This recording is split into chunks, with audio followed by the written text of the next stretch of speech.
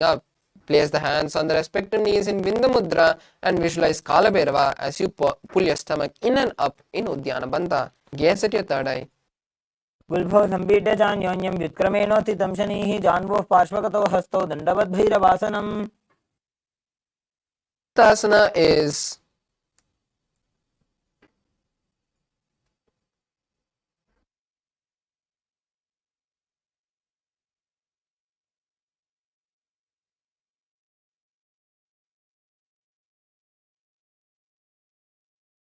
समानासनमावक्ष्ये सिद्धमन्त्रादिसाधनात्.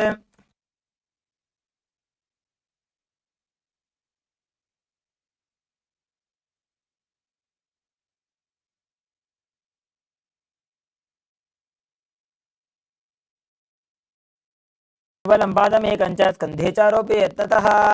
next asana, Samanasana on the opposite side. Now sit with one perineum and one heel at the perineum and opposite leg. Pull it towards the chest. Visualize Swamiji and gaze at the third eye. समानासनमावक्ष्ये सिद्धमन्त्रादिसाधनात्. Asana is Apanasana. Now place the raised leg on the respective shoulder and stretch the opposite leg towards the sky. Place the hands by your side and visualize Swamiji as you gaze at the third eye. केवलं पादमेकं च स्कन्धे चारोपयेत् ततः. Through the clenched teeth with the tongue touching the upper palate and fingers. Pull your stomach too. Now interlace the hands behind the perineum and the opposite leg flat. Perineum and interlace the hands behind the neck. Turn. दक्षिणम्. Next asana is Gomukhasana on the opposite side. Now hold on hands behind the back and lean forward and down to your knees and visualize Garuda as you gaze at the eye. Hand of the raised leg. Hold the toes of the raised leg with visualize Matsyendranatha.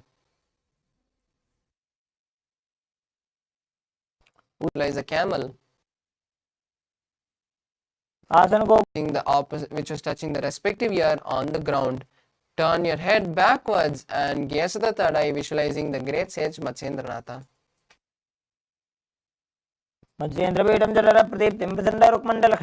And keep the raised arm by the neck and turn the head back and gaze to the third eye. Visualize the great sage Matsyendranatha. उदरं पश्चिमाभासं कृत्वा तिष्ठति यत्ततः नम्राङ्गं वामपादं हि दक्षजानुपरिन्यसेत्. Next asana is Kubhasana. Now maintain the same position. Place the raised arm and hold the respective opposite leg and with the hand which is behind touch the respective ear. Gaze at the third eye and visualize a camel as you turn backwards. आसन cocoon झोलो जाए.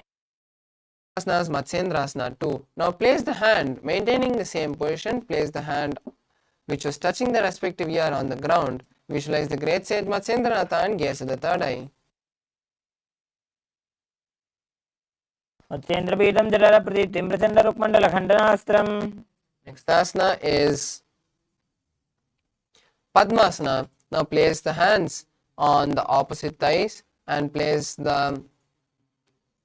engage all the three bandhas. Gaze at the nose and visualize Lord Shiva. Start holding the new japa Om Nithyananda Paramashivoham as you perform Sitali Kumbhaka, inhaling and through the teeth by touching the tip of the teeth with the tongue and exhaling through the nose. आसनं द्विधं प्रोक्तं पद्मं वज्रासनं तथा ऊर्ध्वोरुपरि चेत् धत्ते उभे पादतले यथा. Next asana is Padmasana too. Now from Padmasana hold the respective legs big toe with the hands. Visualize Goddess Parvati and gaze at the nose. उत्तानौ चरणौ कृत्वा संस्थाप्योपरि जानुनोः.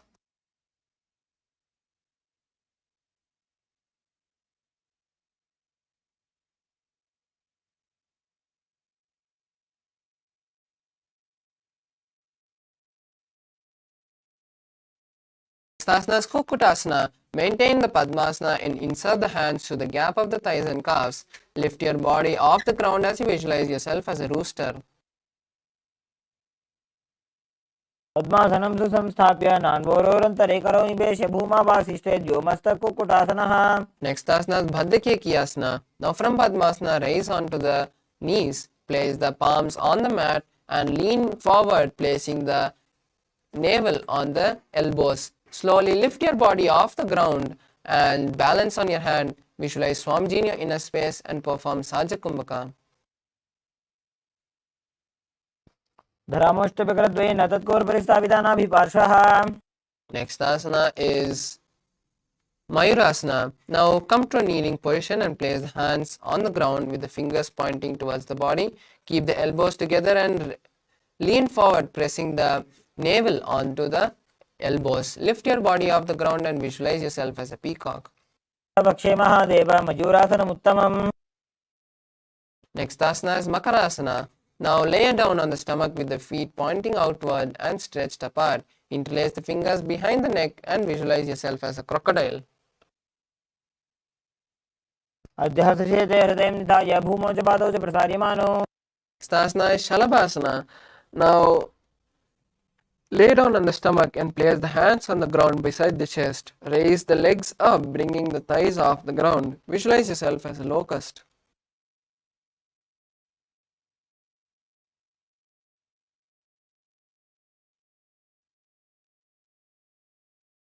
Asana is Ushtrasana. Now hold the respective leg and pull it down towards the ground beside the hips. Visualize yourself as a camel. अध्यासिषेते पदयुग्मं व्यस्तं पृष्ठे निधाय विधृतं कराभ्याम्. Asana is Dhanurasana. Now from Ushtrasana, tighten the grip on the feet and raise the legs and chest simultaneously off the ground. Visualize yourself as the bow of Lord Shiva and gaze at the third eye. प्रसार्यपादौ भिदण्डरूपौ करौ च पृष्ठे धृतपादयुग्मम्. Next asana is Bhagasana. Now sit on your heels with the toes flat. Place your hands on the respective knees and visualize Swamiji as you hold the new japa Om Nithyananda Paramashivoham for the rest of the asanas of the Dvitiya Vinyasa Krama.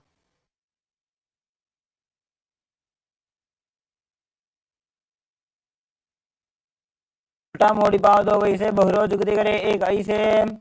Next asana is Gohyasana. This is the inverted asana, so you can take the support of the wall or a partner. Now from a kneeling position, place the forearms on the ground and interlace the fingers.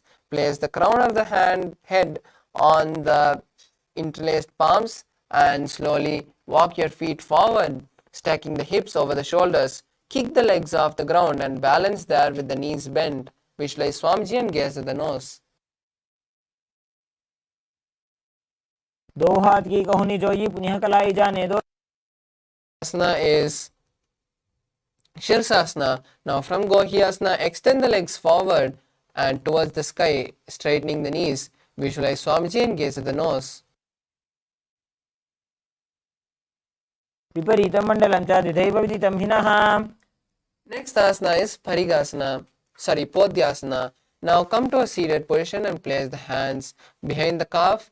Stretch the legs up and bring the forehead towards the knees, coming to a vertical position. Visualize Swamiji and start performing Bhastrika Kumbhaka, which is intense exhalations and inhalations. Visualize Swamiji and perform the Bhastrika Kumbhaka. दो हाथ पग बाहर आने घोड़ा तरे काकसी ठाने. The next asana is Parigasana. Now place your feet on the ground and cross your hands behind the back, touching the opposite shoulder. Then lift the legs off the ground and keep them at a 45-degree angle. Visualize yourself as a mace and gaze at the third eye. उत्तानशयनं कृत्वा पादौ मिलित्वा प्रसार्य. Next asana is Naukasana. Now rest your legs on the ground and keep your hands by the hips for support if you need, or keep your hands parallel to the ground. Slowly extend your legs up and out at a 45-degree angle and visualize yourself as a boat as you gaze at the third eye. उत्तानशयनं घोरपराभ्यां भूमिं वष्टभ्याम्. Asana is Rudrasana. Now keep the soles of the feet together and scoop the hands under the feet, raising the legs towards the chest. Gaze at the nose and visualize Lord Rudra. Pakatali Sambutagari Hatasya Paka Uchayi. Asana is Unmukha Pitasana 2. Now lay down on the back with the feet flat on the ground. Place the palms down beside the heels and lift the hips up, locking your chin to the chest in Jalandhara Bandha. Visualize Swamiji and gaze at the nose. ऊर्ध्वे च जानुनी कृत्वा शवित्वोर्ध्वमुखं तथा उत्थाप्य हस्तौ तिष्ठेत्तो पीठ उन्मुखनामके. The next asana is Shavasana. Now lay on the ground, completely relaxing all the muscles of your body. Place your palms by your side with the palms facing forward. Visualize Swamiji and see the Kundalini travel from the root center to the crown center in Shakti Chalana Mudra, completely unclutched from your body.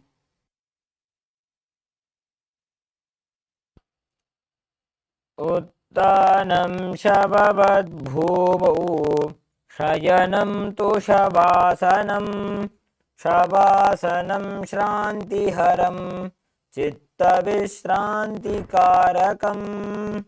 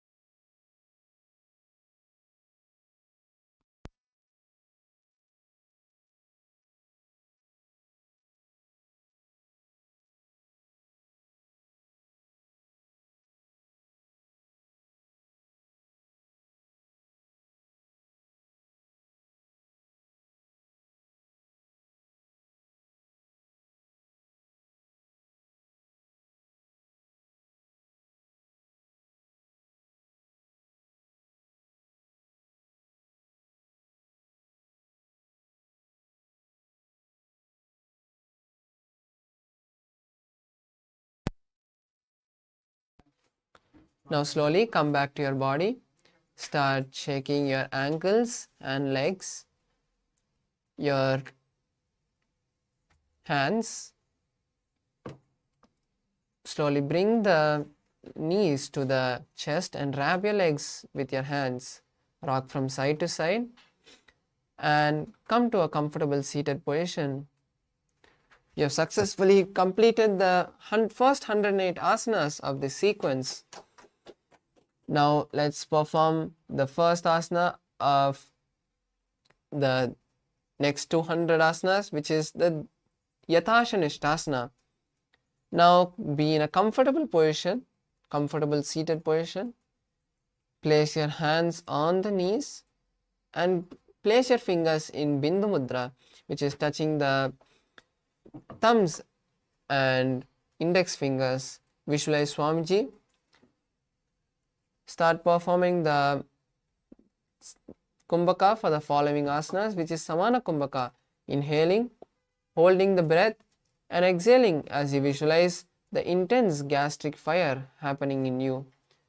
Hold the japa Om Nithyananda Paramashivoham for the rest of the asanas and visualize Swamiji.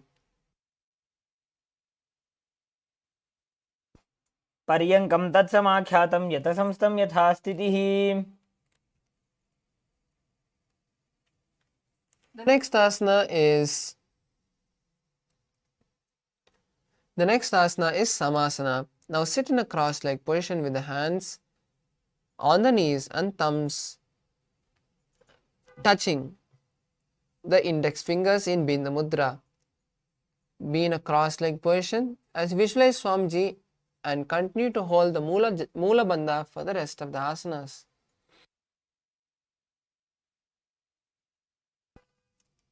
इदानीं गर्भिणीनां योगाभ्यासो यथा लघु.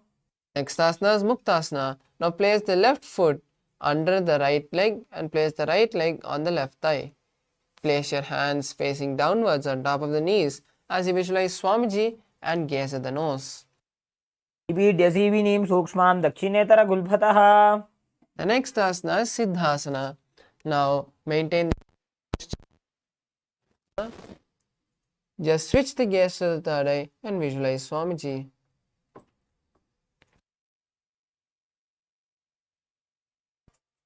स्थानोस्तम्यमितेन्द्रियोचलदृशा पश्यन् भ्रुवोरन्तरं चैतन्मोक्षकपातभेदजनकं सिद्धासनं प्रोच्यते.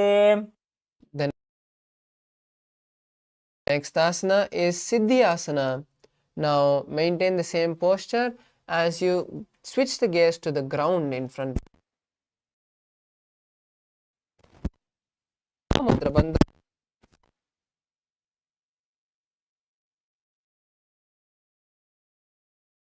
वामपादके जानो सेवनीमधितासु कोठानो.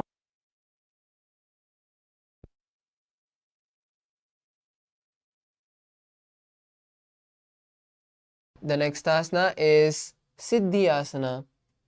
The next asana is Rudrasana. Now maintain the same posture as you roll your hands and place your fingers in Bindu Mudra. Gaze at the third eye and visualize Lord Rudra in your inner space.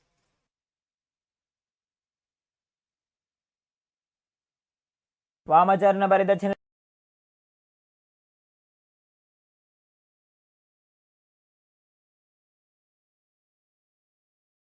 Self as unshakable and continue to keep your fingers in Bindu Mudra.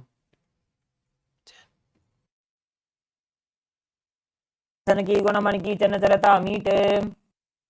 Asana is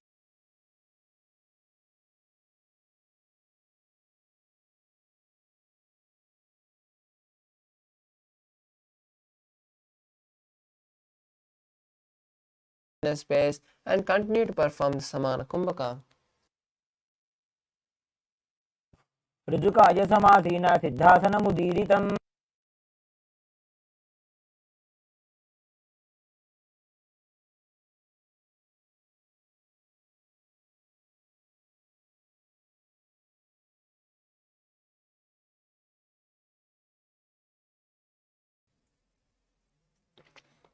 Maintain the same position as you start to visualize yourself as a powerful space of creation. Now we'll be performing the Shan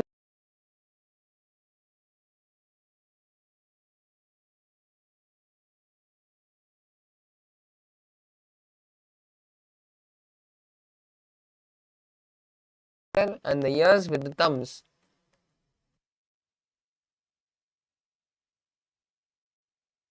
यत्र मध्ये महादेव बन्धयोन्यासने शृणु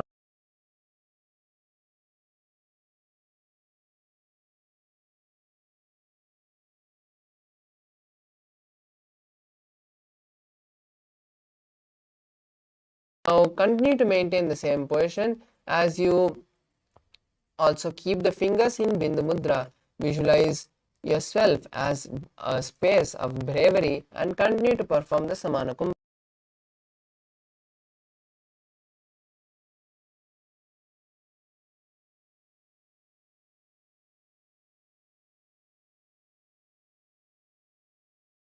Now maintain the same position as you switch the gaze to your third eye. Visualize the great sage Valmiki in your inner space. तावा पगगी बगदली पुनी AD है जो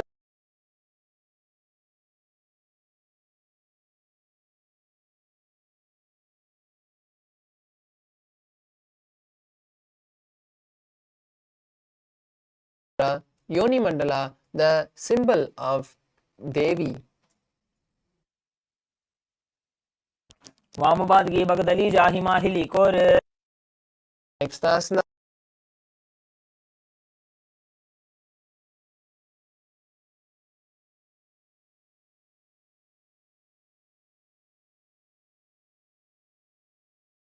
Same posture. Switch the gaze to the third eye as you continue to visualize the Yoni Mandala. आसनं पर्वतेन योगं योगफले नीलं तत्कालफलं तावत् खेचरो यावदेव हि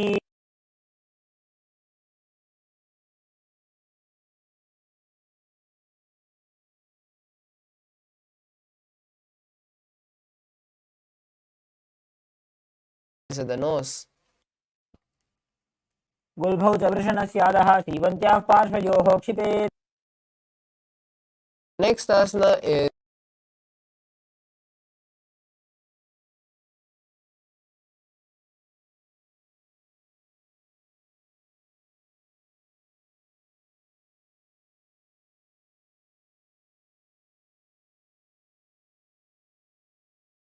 of the feet and pull your stomach in Udyana Bandha.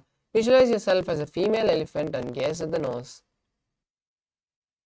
ग्वाली पाव आसन कक्यो है जैसे याहू में जाने विधि तैसे Next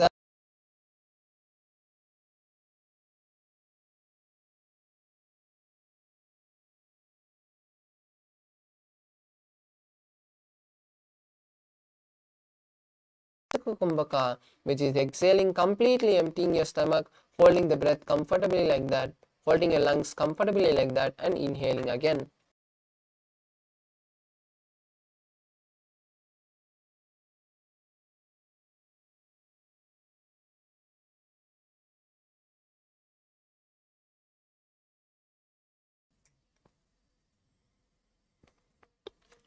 Now interlace the fingers around the feet with the soles together. Lift the feet towards the chest as you place the chin on the toes.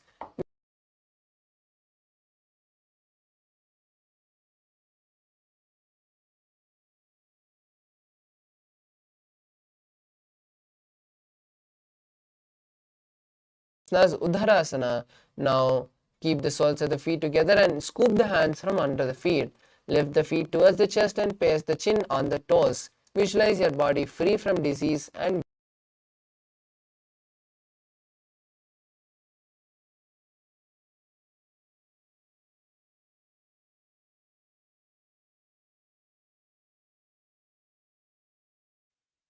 the next asana is Bhishishtasana. Now sit with the feet together and maintaining the same posture. Raise your legs and place them in front of your face.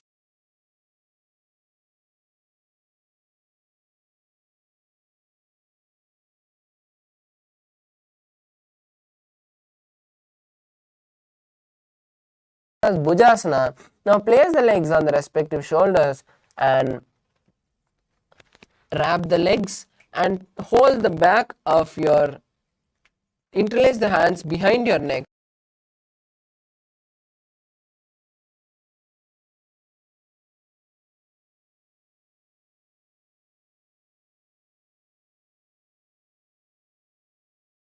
Asanas Kalyanasana. Now maintain the seated posture as you bring the hands from behind your neck, locking and interlace them behind the lower back. Visualize yourself as a beautiful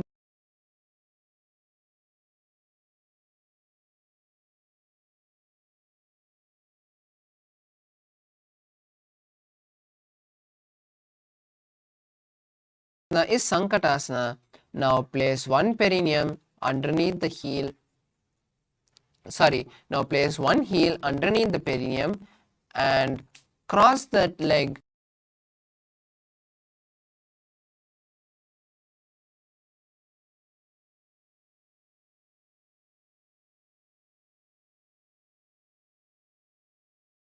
J Kumbhaka, which is inhaling and exhaling, making an ocean-like sound. Next asana is Dhenukasana. Now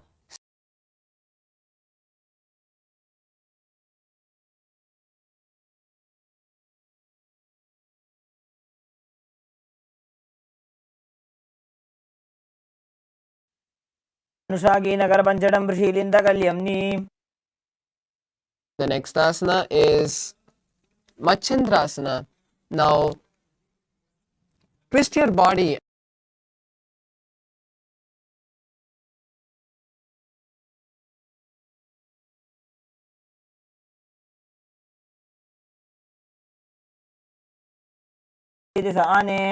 The next asana is Machendrasana too. Now untwist the body and hold on to the opposite legs. Lean down and forward, placing the forehead on the ground. Visualize Swamiji.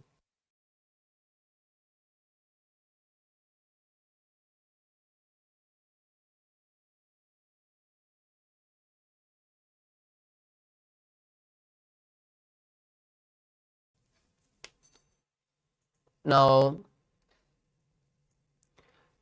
interlace your fingers and place them on the top knee. Visualize Swamiji in your inner space.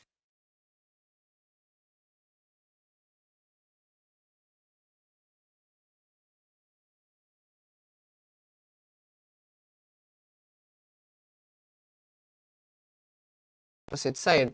Now place one heel underneath the perineum and cross that leg with the other leg, with the opposite leg. Place your hands on opposite knee.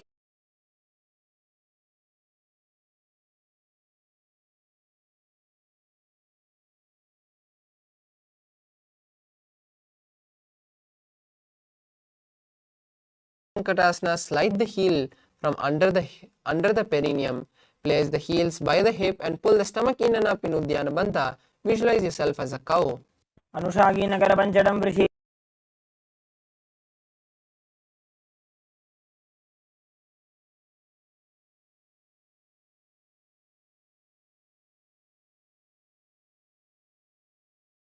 The thighs. Visualize Swamiji and gaze at the third eye.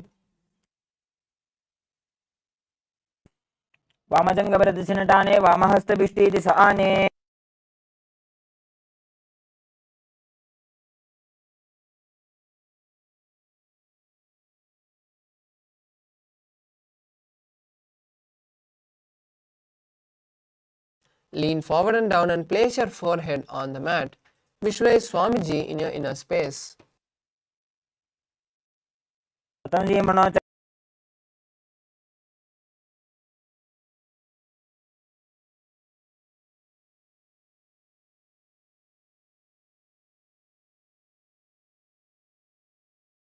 Mudra Bandha. Visualize Swamiji in your inner space.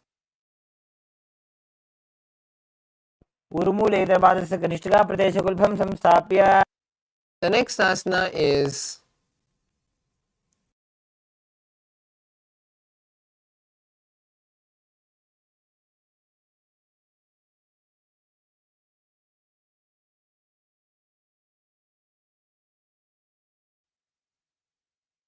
Now sit with the feet flat on the ground and keep the knees against the chest. Hold the opposite knees and keep the thighs together.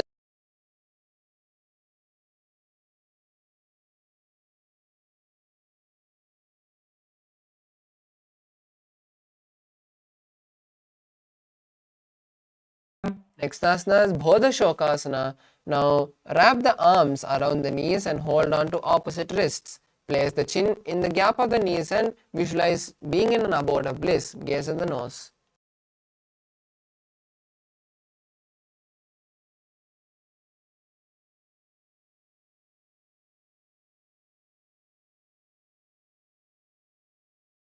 Same position, place the arms under the knees and hold on to opposite elbows. Visualize Swamiji and gaze at the nose.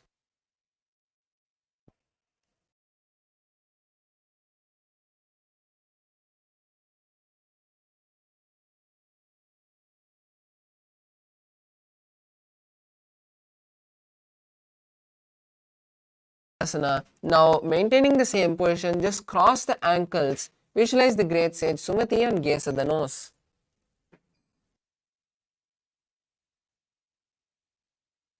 मूलद्वार इधर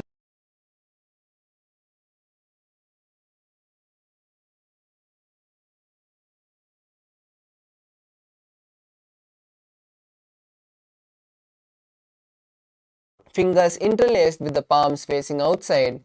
Gaze at the nose and visualize Swamiji as you perform Mahamudra Bandha. इदानीं गर्भिणीनां योग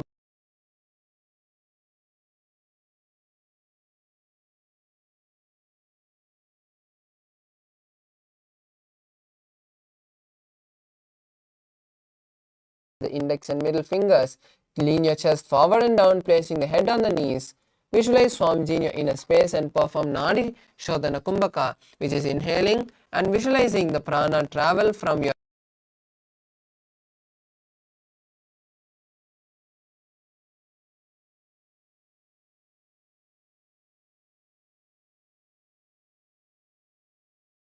is Bhodashokasana. Bhidokasana. Now sit with the legs straight and extend the knees slightly apart. Keep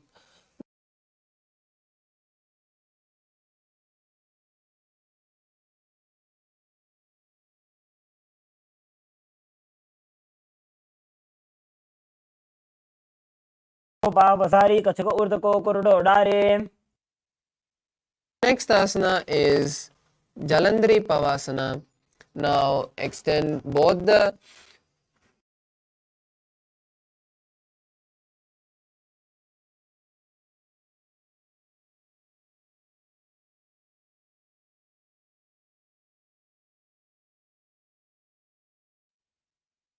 दो वेड़ी मेरी के दीजिए हाथ पसारी. The next asana is Urdhva Pachimatanasana. Now sit and extend both the legs.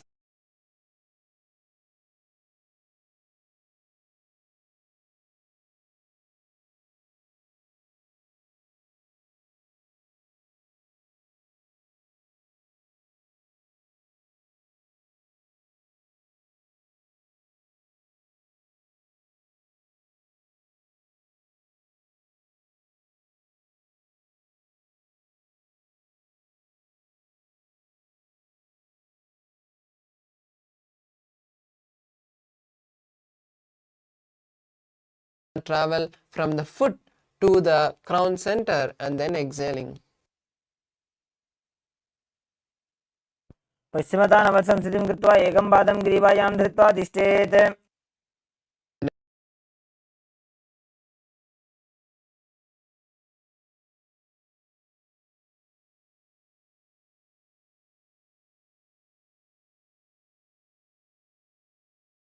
Visualize yourself as the eternal one. Gaze at the nose. एकैकं Pai ग्रीवायां विन्यस्य. The next asana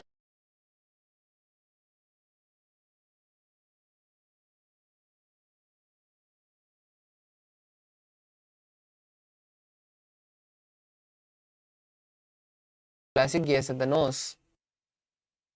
उत्तानशीते एकैकं पादं ग्रीवायां कुर्वन् इतरहस्तं कर्णमूले स्थाप्य. The next asana is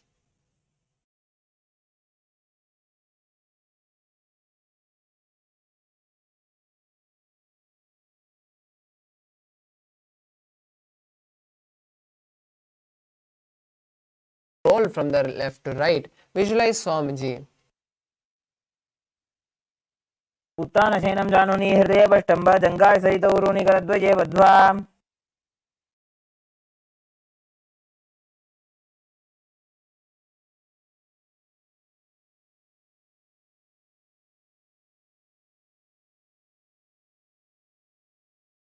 Now sit and extend both the legs out. Lift one leg and place it behind the neck. Lean forward and down, bringing the forehead to the knee as you visualize Swamiji in your inner space.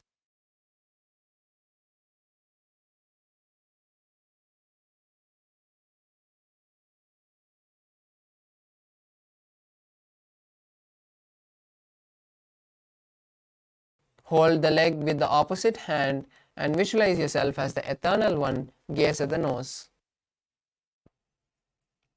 उत्तानशयने एकैकं पायिग्रीवायां विन्यस्य.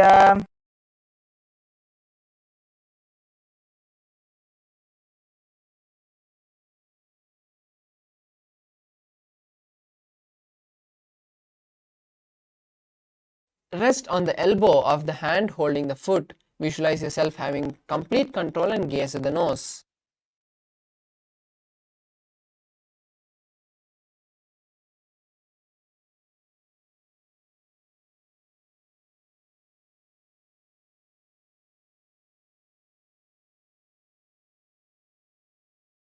Leg at a time and place it behind the neck. Visualize Swamiji and gaze at the nose. पादाभ्यां वेष्टयेत् कण्ठं हस्ताभ्यां पृष्ठबन्धनम्.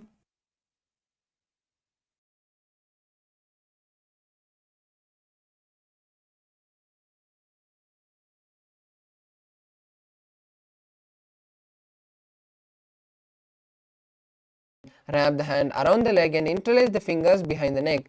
Gaze at the nose and visualize being blessed by Lord Vishnu as you gaze at the nose.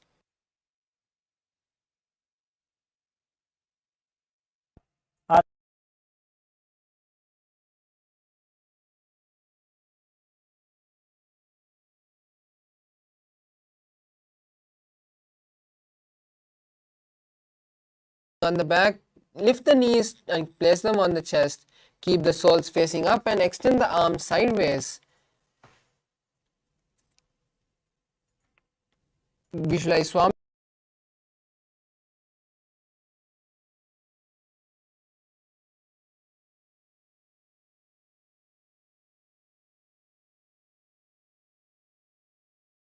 is Jatara Parivritti, the sequence of Jatara Parivritti. Now visualize Swamiji throughout this sequence as we perform these 6 asanas of Jatara Parivritti.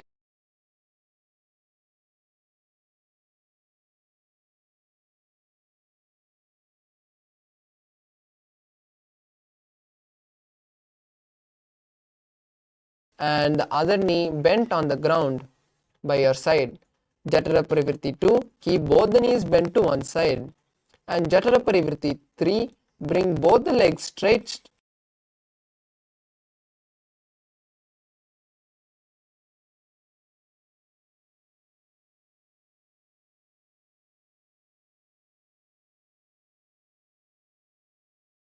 Jatara Parivritti on the one side. Now we'll be performing it on the opposite side.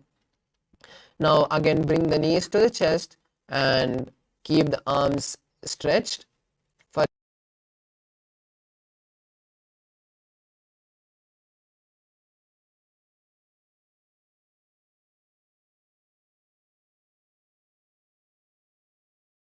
Both the legs to one side and hold the leg with the hand. Turn the head to the opposite direction of the leg.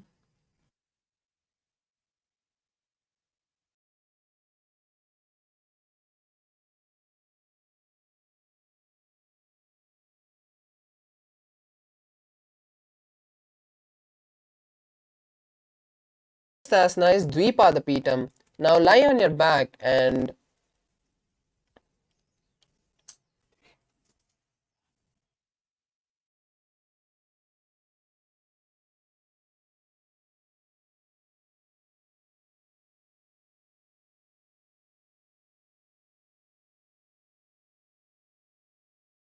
lay on your back with the knees flat on the mat and knees pointed upwards. Slowly hold the ankles and lift your hips off the ground, tucking your chin to the chest.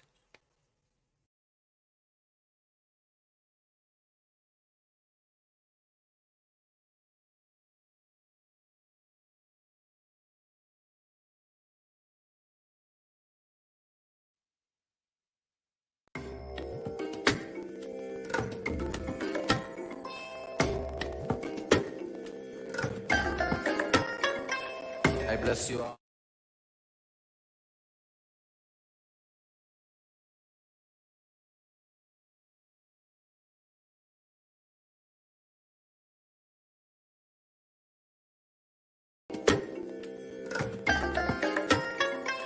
I bless you all.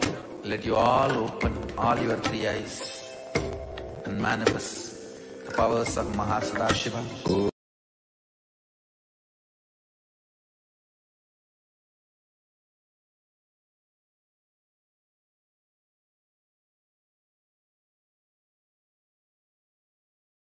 Paramashivoham. Om Nithyananda Paramashivoham.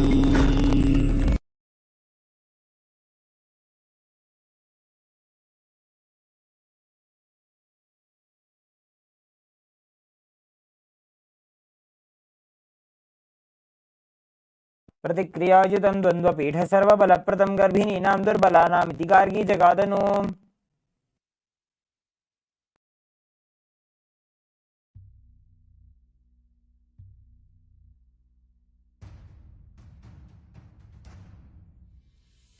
Sit as Paramashiva.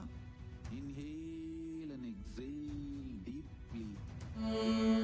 तत्पुरुषाय विद्महे वक्रतुण्डाय धीमहि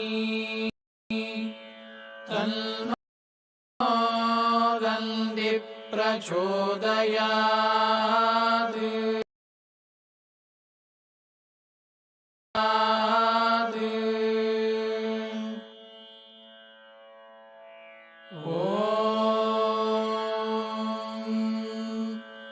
तत्पुरुषाय विद्महे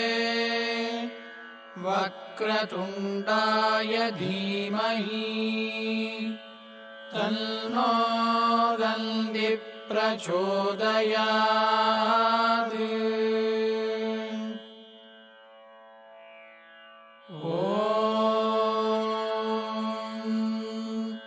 तत्पुरुषाय विद्महे वक्रतुण्डाय धीमहि तन्नो दन्ति प्रचोदयात्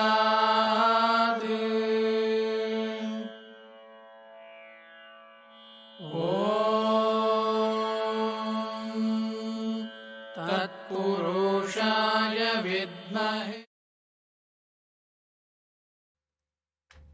Sorry for the technical glitch. Let's now continue with the next asana, Dvipada Pitam.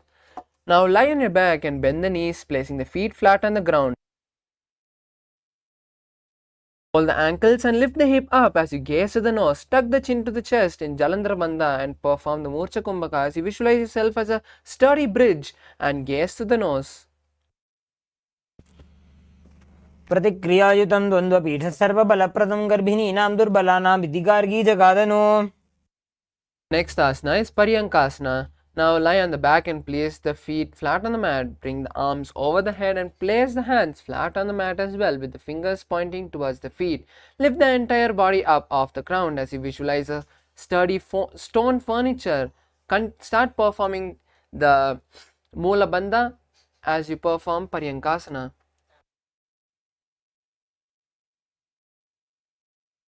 उत्तानशयनं हस्ततलाभ्यां भूमिमष्टभ्य.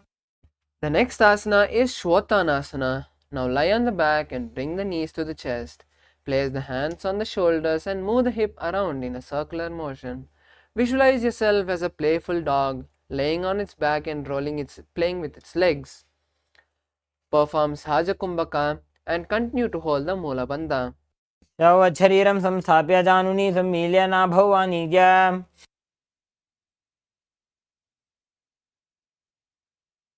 Next asana is Viparita Karani. Now lie on your back and raise the hips and legs up.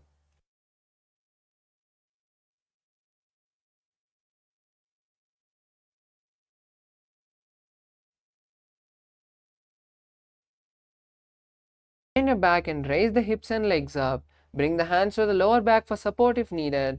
Otherwise, keep the elbows and hands extended on the mat below. Balance your body as you start moving your legs around in a circle. Visualize Swamiji and start performing Jalandhara Bandha and Murcha Kumbhaka. भूतले स्वशिरो दत्त्वा खेनये चरणद्वयं विपरीतकृतिश्चैषा सर्वतन्त्रेषु गोपिता. The next asana is Viparita Karani 2. Now maintain the position as you stop rotating the legs. Continue to visualize Swamiji in your inner space and hold the Jalandhara Bandha. करणी विपरीताख्या सर्वाधिव्याधिनाशिनी नित्यम् अभ्यासयुक्तस्य जाठराग्निविवर्धनी. The next asana is Langalasana. Now slowly lower the legs and place them behind the head as you leave the hands behind the back. Visualize yourself as a plow and continue to perform the Jalandhara Bandha and Murcha Kumbhaka. नरकासने स्थित्वा नासिकाप्रदेशे भूमौ पादपृष्ठे स्थाप्य. The next asana is Shaita Paschimottanasana. Now slowly bring the hands from behind the back and hold the respective foot. Maintain the position there as you visualize Paramashiva and continue to perform the Jalandhara Bandha and Murcha Kumbhaka. तानं शयित्वात् कुर्वीत शयितपश्चिमतानकम्. The next asana is Supta Konasana. Now maintain the position by holding your respective feet and slowly open the legs wide apart. Visualize Swamiji in your inner space and continue to perform the Jalandhara Bandha and Murcha Kumbhaka. परिवृत्ति कुक्षि भागे त्रिधा हि परिकीर्तितः बद्धकोणं सुप्तकोणम् ऊर्ध्वकोणमथापि च. The next asana is Chakrasana. Now from Saita Paschimottanasana, now slowly bring the legs together and slowly roll onto the back, lifting the legs, the feet off the mat. Continue to hold the legs and keep the knees straight as you visualize yourself as a wheel and perform Jalandhara Bandha and Murcha Kumbhaka. शवासनस्तद्वौ पादौ कुर्यान्मस्तकतः परो व्युत्क्रमेण ततः शीघ्रमेतत् सर्वस्य साधनम्. The next asana is Supta Prasarita Padangushtasana. Now lie on the back and bring the legs vertical. Hold on to the respective legs and slowly open the legs wide apart to the side. Visualize Swamiji in your inner space and start performing the Ujjayi Kumbhaka, which is inhaling and exhaling with an ocean-like sound. उत्तानपादं क्रौञ्चं च मरीचिं वीरभद्रकं नटराजं त्रिकोणं च सुप्ताङ्गुष्ठप्रसारणे. Next asana is Supta Padangushtasana. Now lie on the back with the legs extended straight up. Hold the big toes in Prana Mudra as you visualize Swamiji in your inner space and continue to perform the Ujjayi Kumbhaka.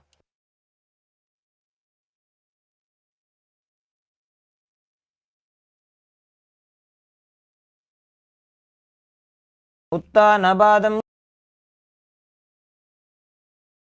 क्रौञ्चं च मरीचिं वीरभद्रकं नटराजं त्रिकोणं च सुप्ताङ्गुष्ठप्रसारणे.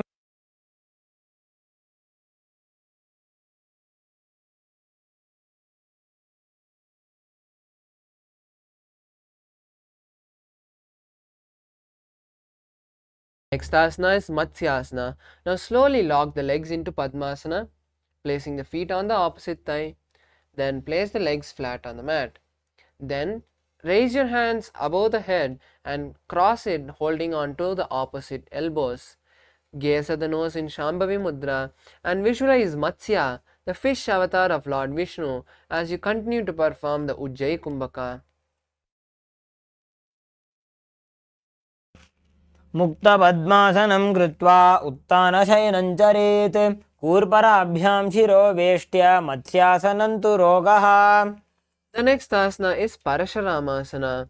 Now maintain the position of Matsyasana as you slowly place the right hand on the left palm, keeping the hands behind the head.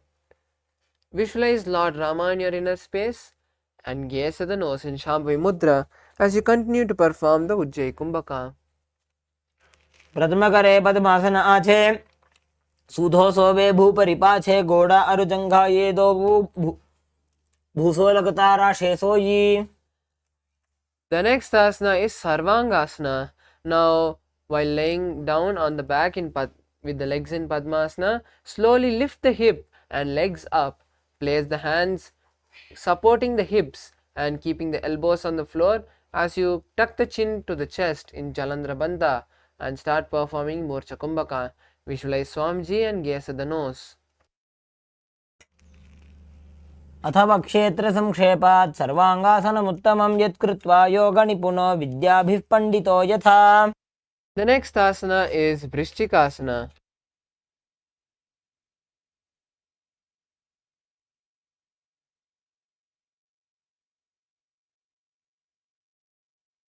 Asana is Vrishchikasana.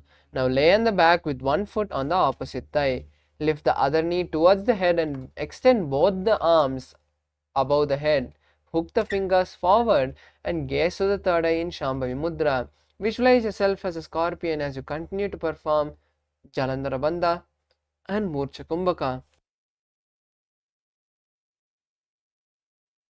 प्रथमशयन सूधो शीर्षकेशिकी सन्धि सुदाखे.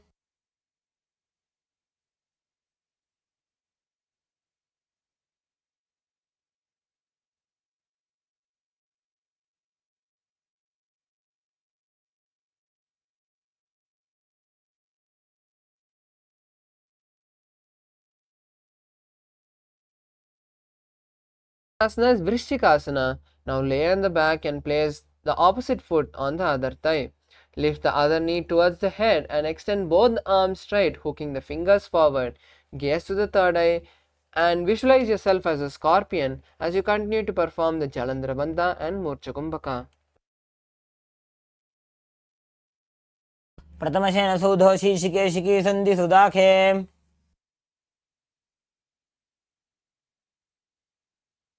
Asana is Vrishapada Kshepasana.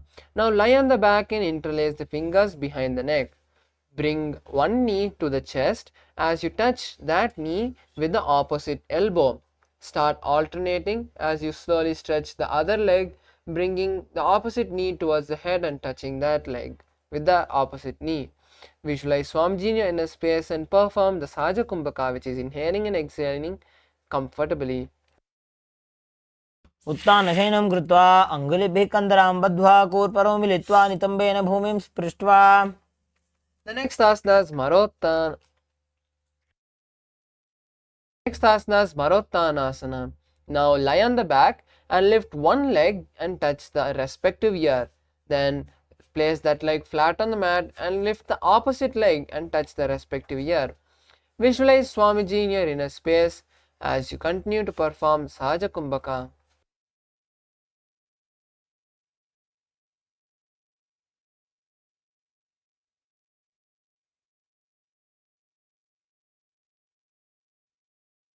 श्रोतानवत्संसिद्धि कृत्वा जानुद्वयं पर्यायेन कर्णयोः संस्पृशेत्.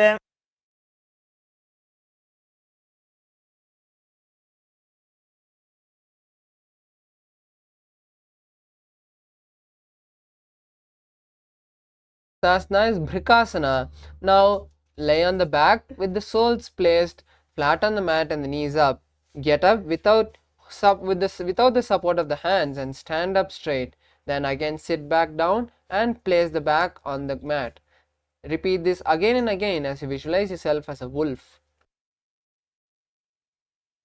अथ उत्तानशयनं पादतलाभ्यां भूमिं धृत्वा उत्तिष्ठेत् वृकासनं भवति. Next asana is Luthasana. Now lay on the back and quickly throw the legs above the head, completely rolling over. Finish in a prone position with your stomach on the ground. Repeat this again and again and visualize Swamiji. उत्तानछेनं पादौ शिर उल्लङ्घ्य Next asana is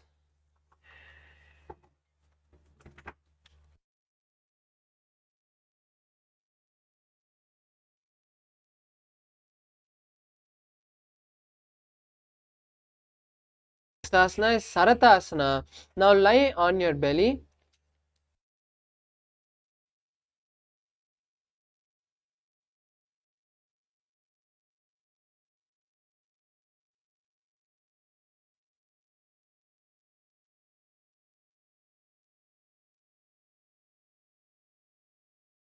निब्जं शयनं कृत्वा नाभिं भूमौ निधाय सम्बध्यस्ताभ्यां भूमिं वष्टभ्य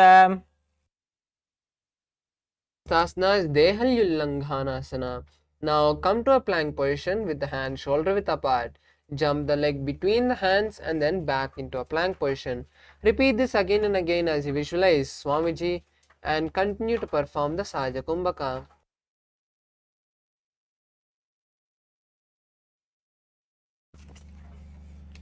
हस्तद्वयं बद्ध्वा तन्मध्ये चरणते मुड्डानैव बहिरानीय Relax. The next asana is Jhatyasana. Now stand tall and slowly lean forward and place the hands on the mat. Start walking on all four limbs as you visualize yourself as an elephant. अथ जात्यासनं वक्ष्ये येन जातिस्मरो भवेत् Yes, the next asana is Lolitika Karna. Now stand tall and bring your legs into a half squatting position with your knees bent and the toes pointing outwards. Stretch your arms wide to the side, parallel to the ground. Bring one and tilt the head backwards. Bring one hand towards the chest and then stretch it back as you bring the opposite hand simultaneously towards the chest. Roll your head in all directions. Yes, relax. The next asana is Sarapasana. Now if you have a rope or a cloth, you can tie your foot. Otherwise, just stand tall like a rod with the arms to the side and the hands touching the thighs. Visualize the Kundalini energy twirling and twisting as it crosses over every energy center, each of the 7 chakras in our body, and finally reaches the crown center. Continue to perform Sahaja Kumbhaka. अथ सर्पासनं वक्ष्ये वायुपाणाय केवलं शरीरं दण्डवत् तिष्ठेत् रज्जुबन्धस्तु पादयोः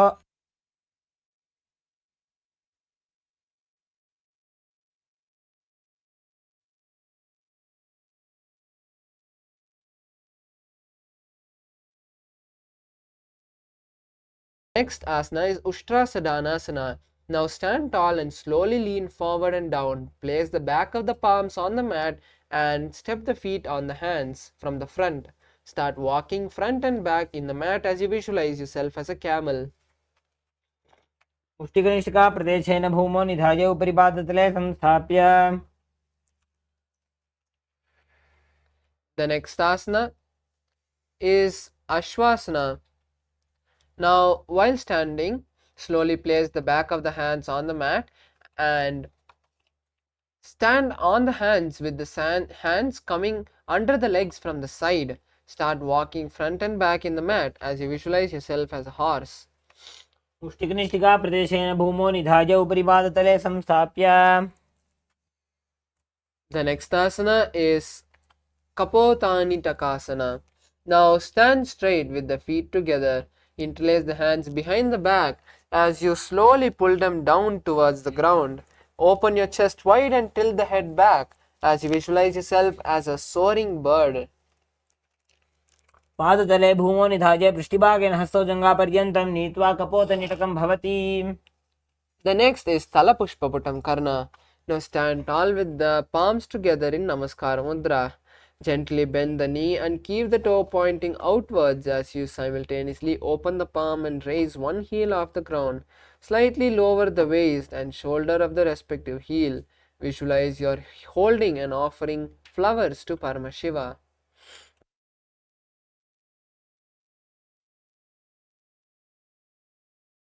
The next asana is Khadgasana. Now lie on your stomach. Then slowly come to a plank position and jump the feet forward.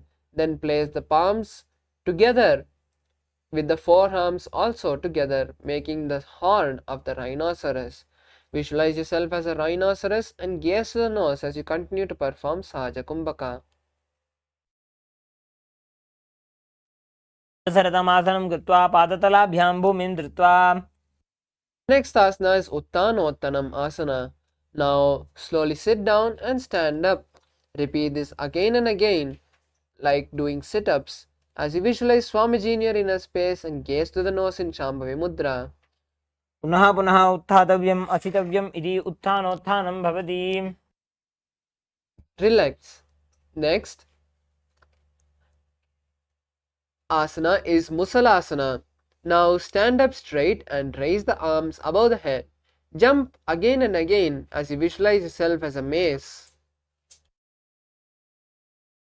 सरलं स्थित्वा ऊर्ध्वं बाहु नयेत् वारं वारम् उड्डानं कृत्वा.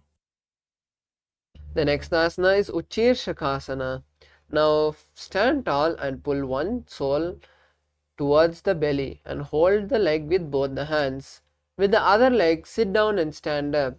Then perform this on the other side.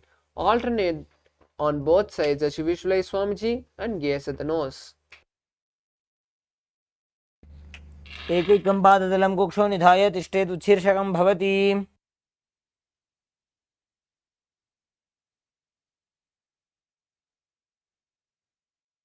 Next asana is Parshvajanukarana.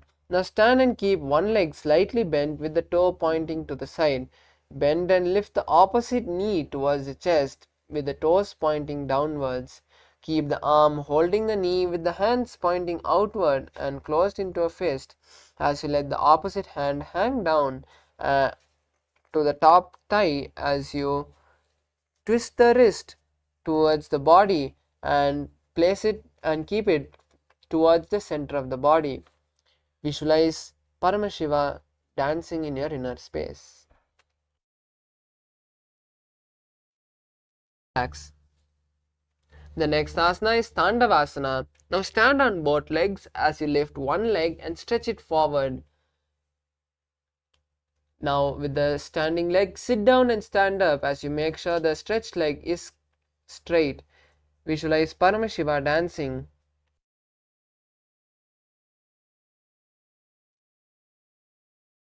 तेन स्थातव्यं ताण्डवासनं भवति. The next asana is Brahmanasana. Now place the left foot on the opposite thigh and stand straight on the mat like a rod. Keep the hands by the side as you visualize Lord Brahma blessing you. Continue to perform the Sahaja Kumbhaka. ब्राह्मणासनम् आपक्षे यत् कृत्वा ब्राह्मणो भवेत्. The next asana is Garudasana. Now stand tall on both the legs and then slowly wrap the left leg over and around the right knee. Tuck the left toe to the other side of the right calf as you simultaneously cross the arm below the right arm. Bring the palms together and visualize Lord Garuda as you continue to perform the Sahaja Kumbhaka. उत्तानकूर्मपीठं च सैंहस्गारुडमेव च वातायनं गोमुखं च भारद्वाजं त्रिविक्रमम्.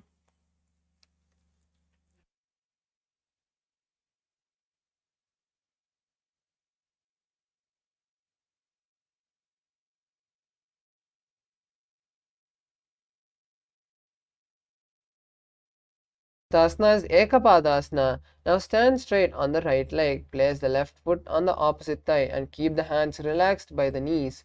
Visualize Swamiji in your inner space and perform Sahaja Kumbhaka, which is inhaling and exhaling comfortably.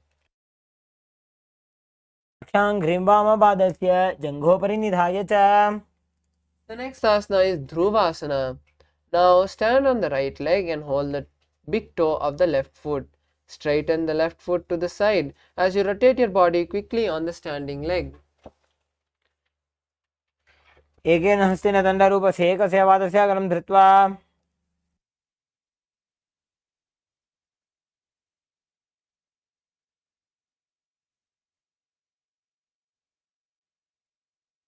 asana is Trivikramasana. Now stand on the right leg with the left foot behind the neck and stand tall as you alternate sitting and standing. Visualize Lord Vishnu taking 3 steps. पायां पादं संस्थाप्य स्थातव्यम् उत्थातव्यं त्रिविक्रमासनं भवति. The next asana is Parshvajanukarna on the opposite side. Stand tall in the half squatting position as you lift one knee towards the chest. Hold the knee with the respective hand, making the fist of the fingers into a fist. Place the opposite hand on the standing leg, on the respective leg, with the hands pointing towards the body. Visualize Paramashiva dancing in your inner space. Relax. The next asana is Tandavasana.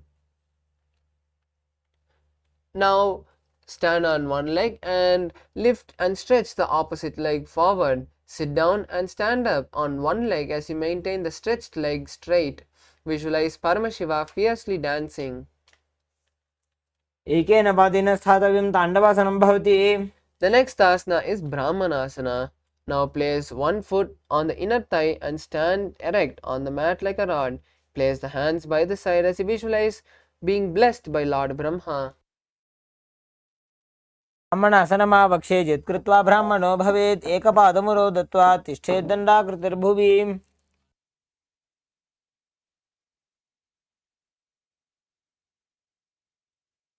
Next asana is Garudasana 3.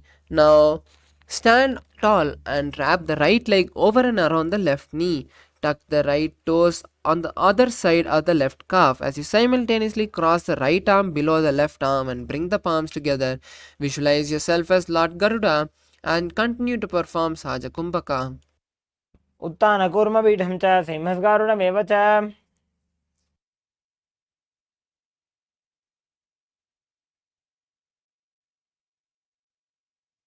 Now repeat Ekapadasana on the other side. Bring the raised foot to the opposite thigh. Keep your hands relaxed by the side of the knees. दक्षाङ्घ्रिं वामपादस्य जङ्घोपरि निधाय च. Hold on to the big toe of the right foot in Prana Mudra. Extend the leg out to the side and rotate on the standing leg as you visualize yourself as the North Pole Star in Dhruvasana. एकेन हस्तेन दण्डरूपस्य एकस्य पादस्य अग्रं धृत्वा.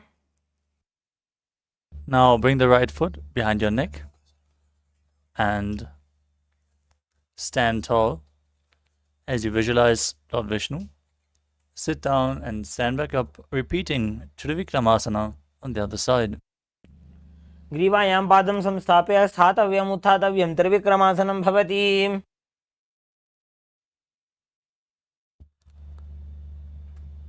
Now stand with the heels touching, toes pointing upwards, hands by the side, slightly extended, all fingers apart in Samanaka Karana.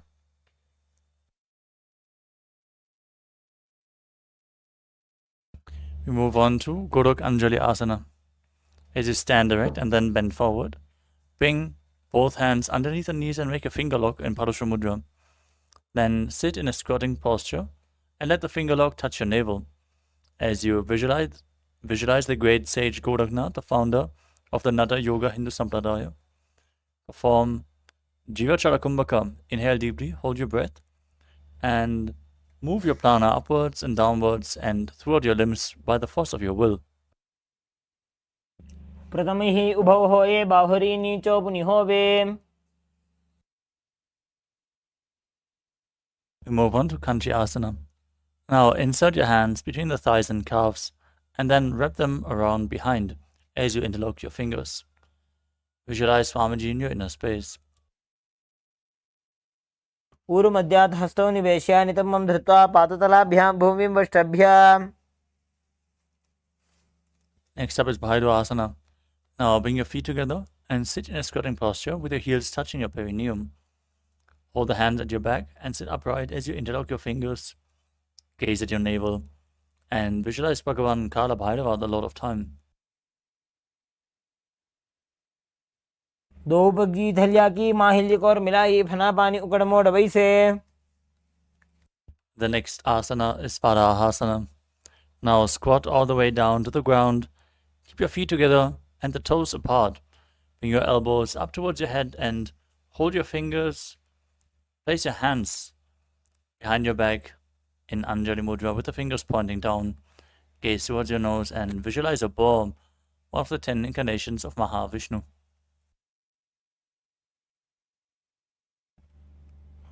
पागतली की माहिली और मिलाई फना पानी उकड़ मोड़ वही से. Next up is Prupittasana. With the heels touching, bring your hips to the same level as your knees as you hold onto the big toes in Prana Mudra. Now visualize Swamiji in your inner space. पार्श्वद्वये सम्मील्य स्थित्वानितमं जानुप्रदेशः आनीय. Next up is Bakasana. Now place your hands on the mat, fingers wide, as you bring your knees onto your arms towards your armpits. Lean forward, find balance, and lift your feet off the mat as you visualize yourself as a crow.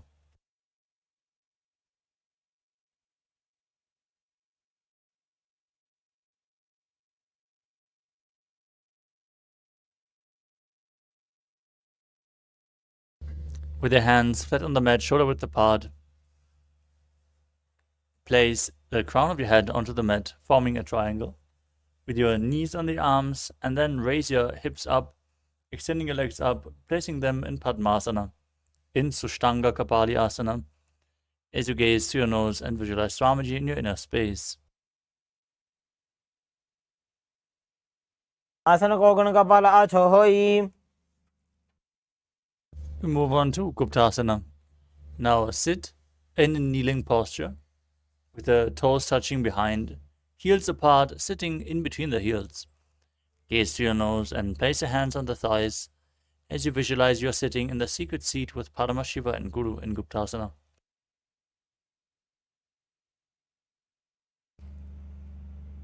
जानूर भोरंतरे पादौ कृत्वा पादौ च गोपयेत्.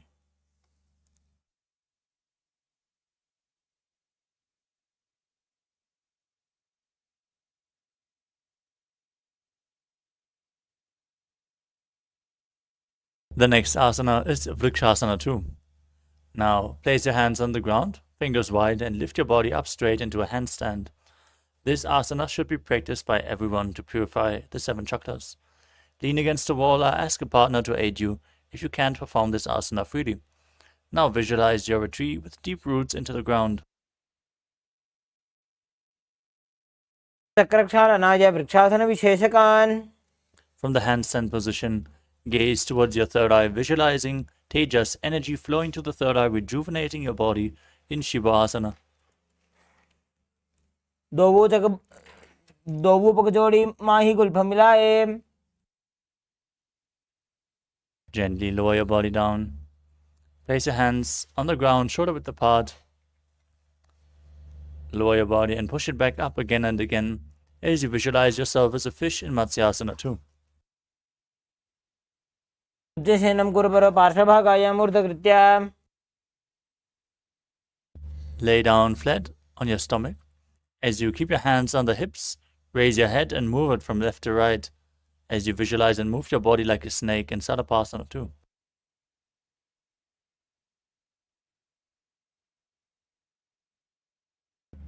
दिब्जं शयनं कृत्वा हस्तो नितम्बं संस्थाप्य पादौ दीघीकृत्य. Lay flat on your stomach, toes pointing back, with the elbows on the ground in front of you, holding onto your chin. In Padma Mudra, the Lotus Mudra, rest your chin on your hands as you feel self-supported and completely independent in Niralambanasana. कराभ्यां पङ्कजं कृत्वा तिष्ठेत्कुर्परया सुधीः मुखमुन्नमनुच्चायि निरालम्बनमासनम्.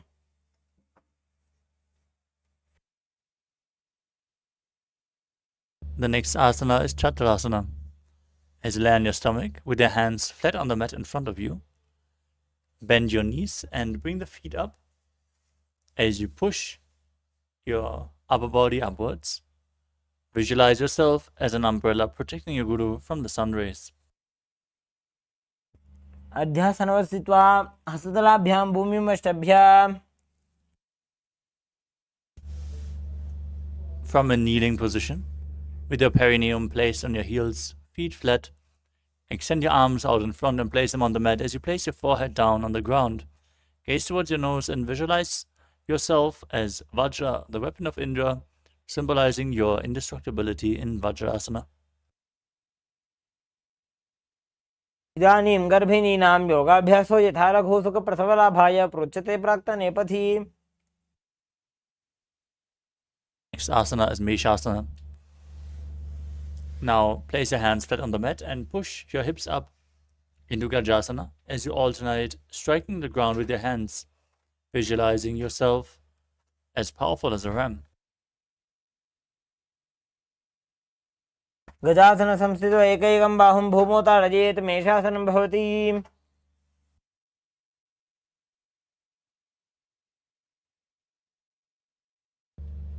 Now from Gajasana, lift your legs into the air and slowly bring your forehead down towards the ground as you visualize yourself as unborn, existing for all eternity in Ajasana. संस्थितो पादद्वये मन्त्राणि कृत्य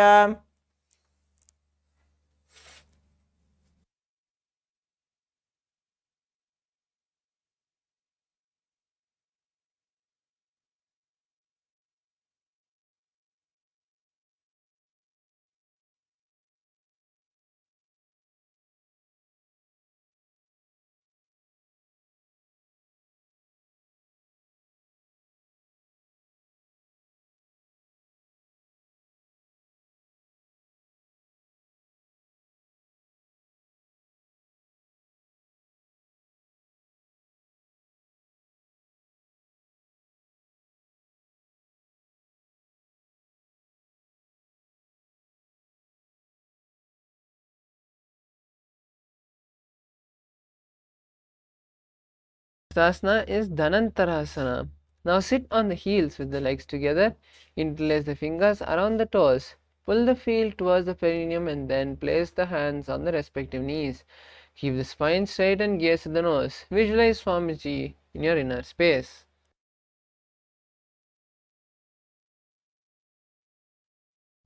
पूरब विधि परिहाता की काकसी से फना शरा मोड़ी. Next asana is Angamottanam. Now interlace your fingers in front and then behind you. Stretch the arms forward to the side and then back, giving various muscles massage. Visualize Swamiji in your inner space and perform the Ujjayi Kumbhaka. स्तयोः अङ्गुलीर्बद्ध्वा हस्तयोर्मध्यात् सर्वमङ्गं निष्कासयित्वा Asana is Garudasana 4. Now sit on the ground with the heels to the side. Place the thighs and buttocks on the ground and place the hands on the respective knee. Keep the toes pointing to the side as you visualize yourself as Lord Garuda and continue to perform the Ujjayi Kumbhaka. जङ्गोरुभ्यान्तरां पीड्य स्थिरकायो द्विजानुनाजानु परिकरद्वन्द्व गरुडासनमुच्यते.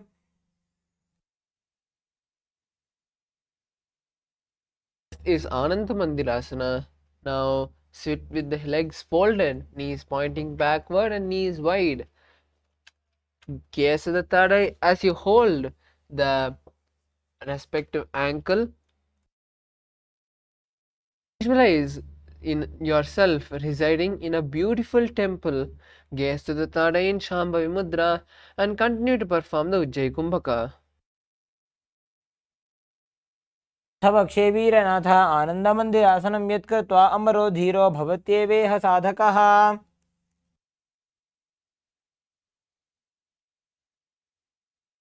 Asana is Mandukasana. Now sit with the knees wide and cross the ankles. Sit on the crossed heels. Next, hold the respective knee. Place your hands under the respective knee and visualize yourself as a frog as you perform the Manduki Mudra, which is folding your tongue and touching the back of your throat, and perform the Uddiyana Bandha. पृष्ठं सम्पीड्य गुल्फाभ्यां जान्वङ्गे सवलयाकृतिः हस्तौ पादतले क्षिप्तो मण्डूकं पाददोषहृत्।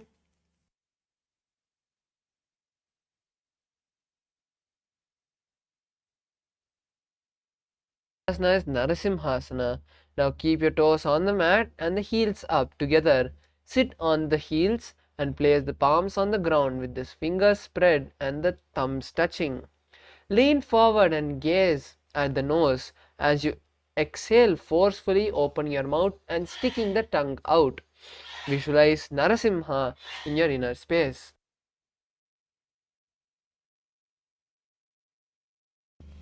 दो भणा पाणी होए वैसे AD Mailer गुदानी वैसे समशरीरनी काट हरावे NASA अग्र दृष्टि को ल्यावे। Next asana is Bhishrakasana. Now sit on the toes and place the perineum on the heels. Separate the knees sideways and place them on the ground. Make a hollow of the palms and place them on the mouth as you keep the tongue as you keep the teeth on top of the thumbs and close the lip. Gaze to the nose and inhale through the left nostril and exhale through the mouth. Visualize yourself as Devi.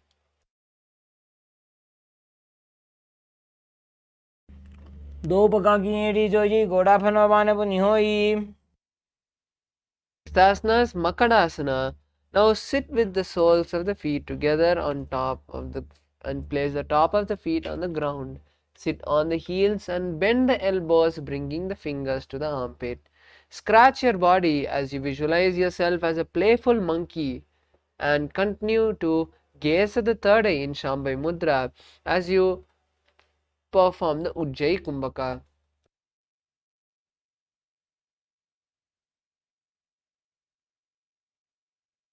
दो पगतली संपट आने तिनकी वृष्टि भूमि पर इटाने।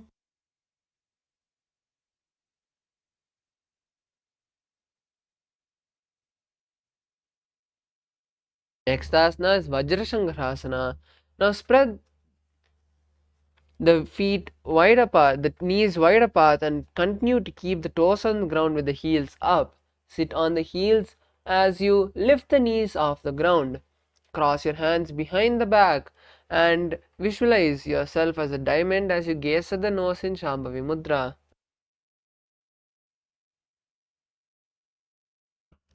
प्रथम बना पानी होए वैसे दो एड़ी को दानी वैसे घोड़ा उभा नाके धीर आड़े बाज पसारे धीर।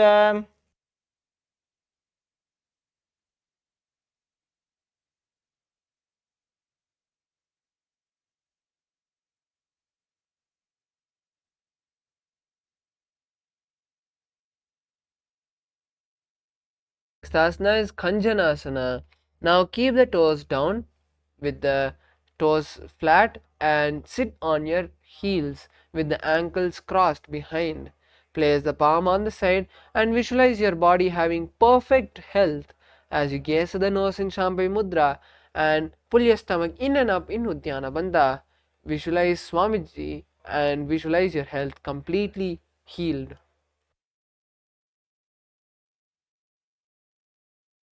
खञ्जनासनमावक्षे कृत्वा सुस्थिरो भवेत् पृष्ठे पादद्वयं बद्ध्वा हस्तौ भूमौ प्रधारयेत्। Next asana is Kurmasana. Now place the toes flat and cross the feet, placing the perineum on the back of the heels.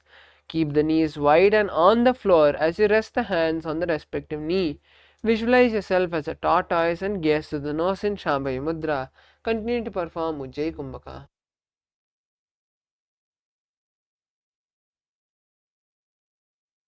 गुल्फौ च वृषणस्याधौ व्युत्क्रमेण समाहितो ऋजुकाय शिरो ग्रीवं कूर्मासनमितीरितम्।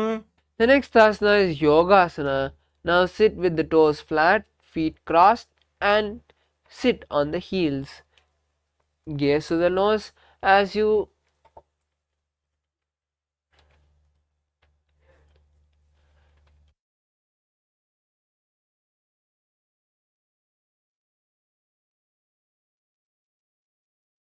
visualize Swamiji in your inner space and gaze at the nose. Continue to perform Ujjayi Kumbhaka. गुदं नियम्य गुल्फाभ्यां व्युत्क्रमेण समाहितः योगासनं भवेदेतदिति योगविदो विदुः। The next asana is Vijogasana. Now stand on the knees and cross the ankles behind the back, behind, and keep the feet near the opposite knee. Hold the calf with the fingers inside and the thumbs out as you gaze at the third eye. Visualize Swamiji and gaze at the third eye in Shambhavi Mudra as you continue to perform Ujjayi Kumbhaka.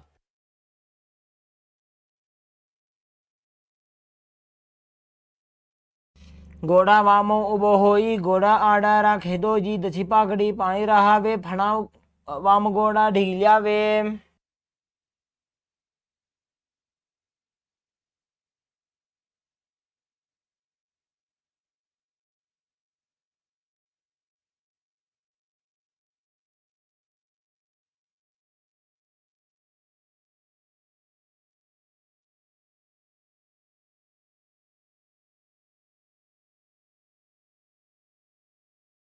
Asana is Ushtrasana 2. Now come to a kneeling position with the legs straight backwards. Bend back and hold the ankles with the hands. Keep the arms straight and push the hip forward as you tilt the head back. Visualize yourself as a camel as you continue to perform the Ujjayi Kumbhaka.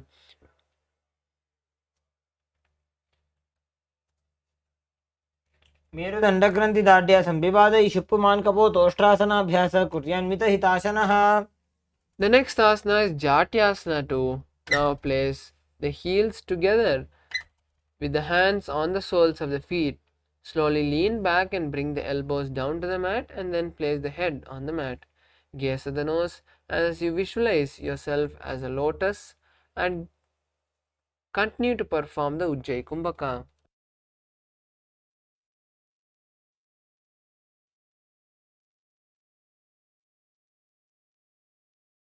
दो AD संपट करे, 16 मूल द्वार इधर इधर है। The next asana is Viratasana. Now sit on the knees with the thighs and calf together.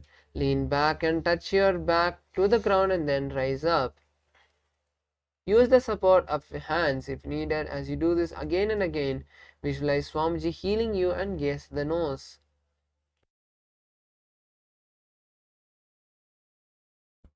जंगा पृष्ठभूमो निधाय जंगोदर्योः ऊर्वनि संस्थाप्य पृष्ठिवं शम्बारम्बारं स्पृशेत्। Next asana is Viratasana. Kapotasana. Now from Viratasana, raise the hips up higher and bring the forearms on the mat. Hold the back of the heels and bring the head between the feet. Visualize yourself as a beautiful dove as you continue to perform the Ujjayi Kumbhaka. मेरुदण्डग्रन्थि दाढ्य संविवादय शुप्पमान कपोतोष्ट्रासनाभ्यास कुर्यान्वित हिताशनः। Next asana is Varasana. Now come to a kneeling position with the hands holding the opposite elbow and the knees together. Keep the toes pointing back as you visualize receiving a boon from Paramashiva. Gaze at the nose in Shambhavi Mudra and continue to perform the Ujjayi Kumbhaka.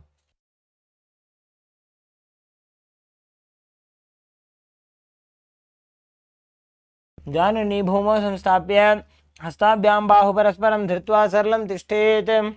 The next asana is Varahasana 2. Now keep the knees together and tuck the toes. Lean forward, bringing the elbows to the mat. Place the hands on the head as you rest the hands beside the knees.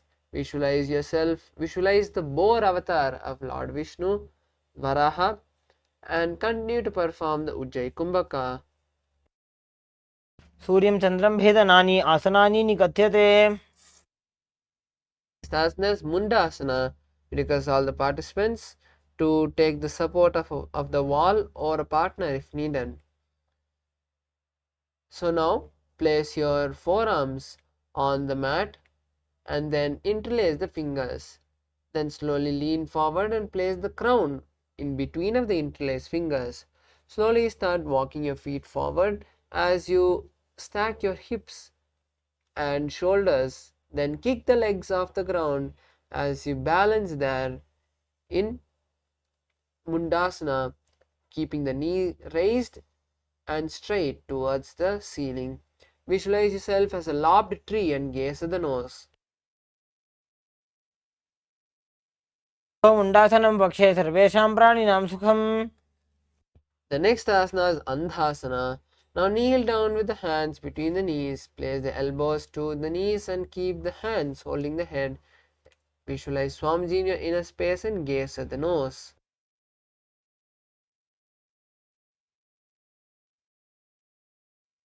प्रथम पगतली समटारावे कोरमाहिली उभे मिलावे. Next asana is Viparita Shalabhasana. Now lie on the belly with the arms extended out. Lift the thighs, arms and chest and head as you lift the whole body except the abdomen, balancing on the abdomen of the ground. Visualize yourself as a locust in Viparita Shalabhasana.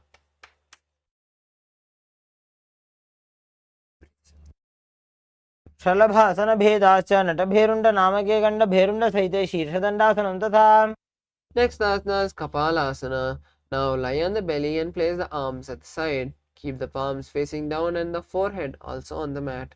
Lift the legs up as you keep the chest on the mat. Visualize a skull in your inner space.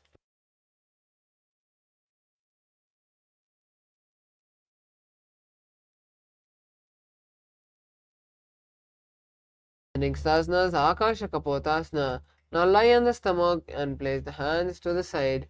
Lift the legs up and over the head as you slowly place the feet on the mat in front of the head. Keep the palms flat on the mat as you visualize yourself as an open dove in Akasha Kapotasana. उष्ट्रासने स्थित्वा चरणौ भूमेरुत्थाप्य मस्तकोपरि नीत्वा. Next asana is Chatakasana. Now sit on the knees and bring the chest down to the navel. Touch the knees and keep the hands on the mat and the forearms on the ground. Be stable as you visualize yourself as a sparrow. पूर्वपर्यन्तं हस्तौ धरामो शभ्य. Next asana is Vrishchikasana. Now keep the knees on the ground with the hands and elbows on the mat. Raise the legs and bend the back, touching the feet on the head. Balance here as you visualize yourself as a scorpion. स्वपुच्छ प्रतिमां कृपाशनि धृत्वा स्वशीर्षे चिबुकं विधार्यकौ. Next asana is Vrishasana. Now place the perineum down on the right heel and keep the left foot outside of the hip with the ankles to the side. Place the hands on the mat as you visualize a bull and start performing the Antaranga Kumbhaka, which is forceful inhalations.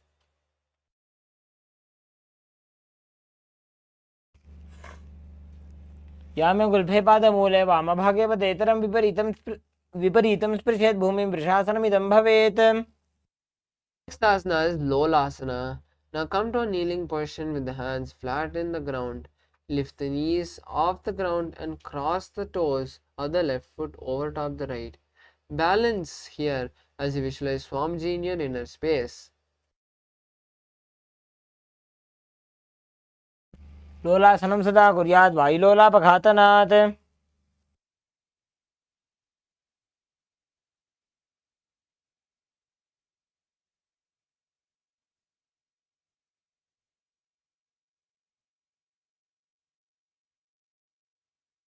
Asana is Vrishasana. Now place the perineum down on the left heel. Keep the left foot outside of the hip with the ankle to the side.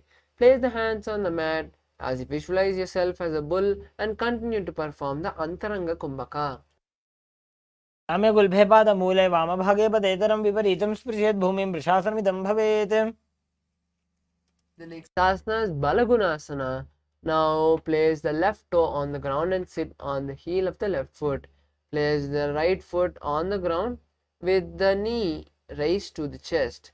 Place the palms on the respective knees as you maintain an upright posture, visualizing the sage, the Siddha, Balaguna, and continuing to perform the Antaranga Kumbhaka.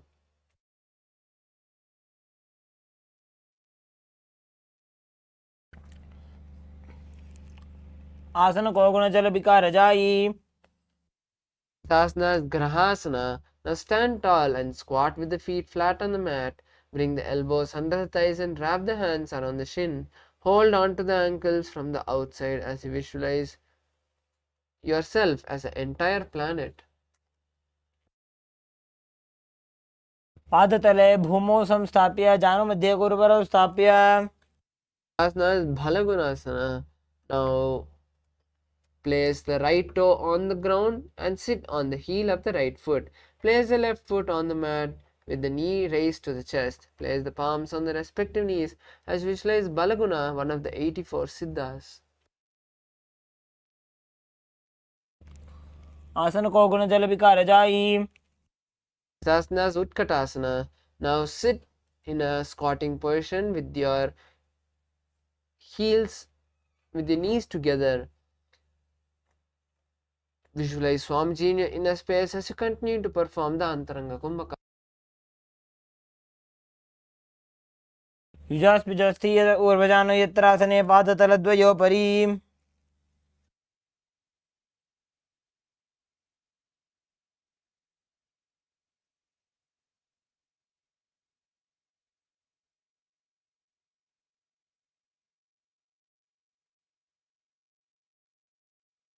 Asana is Vajrashankarasana too. Now sit on the toes with the perineum on the heels and the soles together. Keep the knees wide and off the ground as you hold the opposite elbow behind the back. Visualize Swamiji in your inner space. प्रथम बना पानी होए जैसे दोबो एड़ी कुदानी वैसे गोड़ा उभा राके थिया आड़े वाज पसारे धीर The next asana is Anilasana. Squat with the feet hip width apart and place the hands under the soles of the feet from the inside. Place the palms down and arms straight with the elbows at the navel, gaze at the nose, and visualize your ability that you have the ability to live by breathing air alone. Continue to perform the Antaranga Kumbhaka. दो हाथ भूमि पर टाने कहुनी जाड़ी ना भी लगा आने The next asana is Padukasana. Now place the back of the hands on the mat with the fingers flat on the facing the body. Step the feet onto the hands and wrap the hands as you start walking in front and back in the mat, visualizing wearing padukas.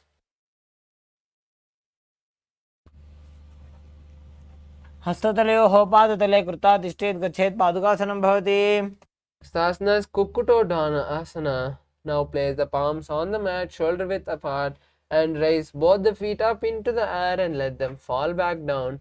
Repeat this again and again as you visualize yourself as a rooster. हस्ततले भूमौ कृत्वा पादतले च ऊर्ध्वमुड्डानं कृत्वा भूमौ पतेत् Asana is Viparita Nrittasana. Now place the hands on the mat and raise the legs up into a handstand. Move around in the ground with two hands, dancing as you visualize yourself free from all patterns. हस्ततलाभ्यां भूमिं वष्टभ्यः ऊर्ध्वपादाग्रे कुर्वन्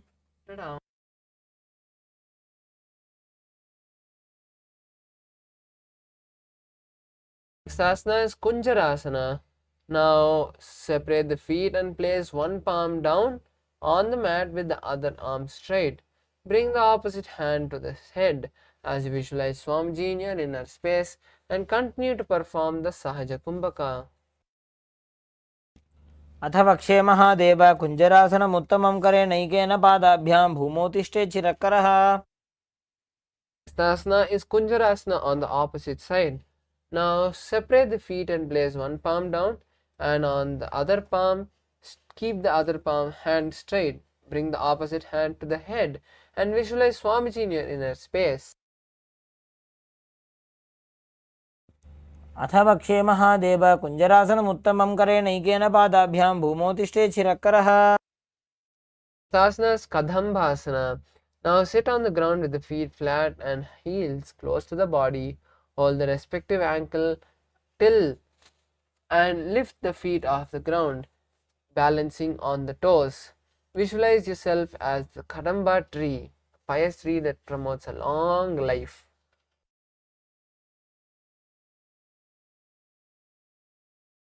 पार्श्विभ्यां भूमिमष्टभ्य हस्तद्वयेन गुल्फौ धृत्वा Next asana is Pavana Muktasana. Now sit with the heels at the perineum and keep the knees and legs to the chest. Press them towards the chest as you visualize all the excess vata leaving the system intensely, and Swamiji blessing you.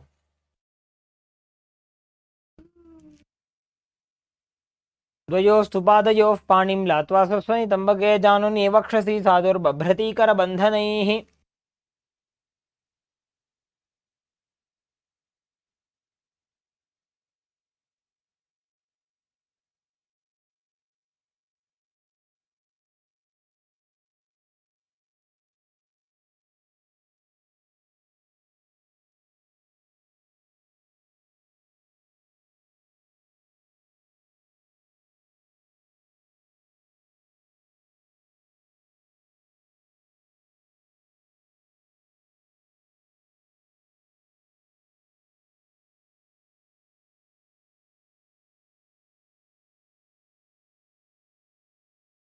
Asana is Chakorasana. Now sit and lift one leg behind the head. Place both the hands flat on the mat and extend the opposite leg up with the knee straight. Lift the entire body off the ground and keep the chin up. Visualize yourself as a powerful source of energy and continue to perform the Sahaja Kumbhaka as you gaze at the third eye. पूर्वतानं चतुष्पादपीठं वज्रासनं तथा चकोरक्रौञ्च शलभभुजङ्गमपि वृश्चिकम्. The next asana is Dhanurasana 2.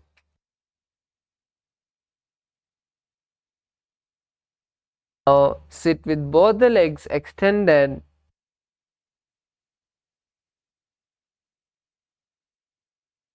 Sit on the ground with both the legs extended. Hold the left toe with the left hand, index and middle fingers, and pull the foot to the ear. Keep the right leg straight as you hold the right leg's big toe with the index and middle finger. Visualize your Paramashiva's bow in Dhanurasana 2. पादाङ्गुष्ठौ तु पाणिभ्यां गृहीत्वा श्रवणाबधीधनुराकर्षकाकृष्टं धनुरासनमीरितम्. The next asana is Ashtavakrasana. Now come to a squatting position. As you lift one seated position, as you lift one leg over top the left shoulder, bring the right foot across and hook it on top of the left foot as you lean forward while extending the feet to the left side. Bring the head and chest up as you visualize yourself as a flying crane. वासिष्ठमथ कौण्डिन्यम् ऊर्ध्वकुक्कुटमेव च अष्टावक्रमथोत्थानं मयूरं सेतुबन्धनम्. The next asana is Pranasana. Now place the right foot, and Gangadhar is doing the same mistake that I pleaded him not to do. Now place your right foot on the left thigh and bring the left foot flat on the ground. Have the left shoulder underneath the raised left leg and place the hands flat on the ground. Visualize yourself having the ability to live by breathing air alone and gaze at the third eye in Shambhavi Mudra. एतत् प्रभेदं वक्ष्यामि करोति यस्य चामरः. Next asana is Parshvamatsendrasana. Now place the right leg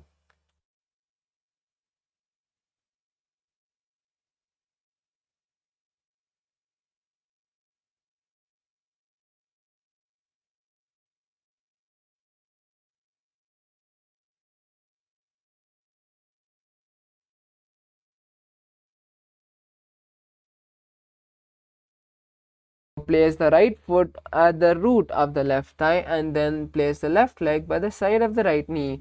Hold the left hand by the right and twist the body remaining steady. Gaze at the third eye in Shambhavi Mudra and visualize the great sage Matsyendranatha in your inner space. पार्श्वाभ्यां धृततेजस्तु पार्श्वमत्स्येन्द्रमुत्तमम्. Send message.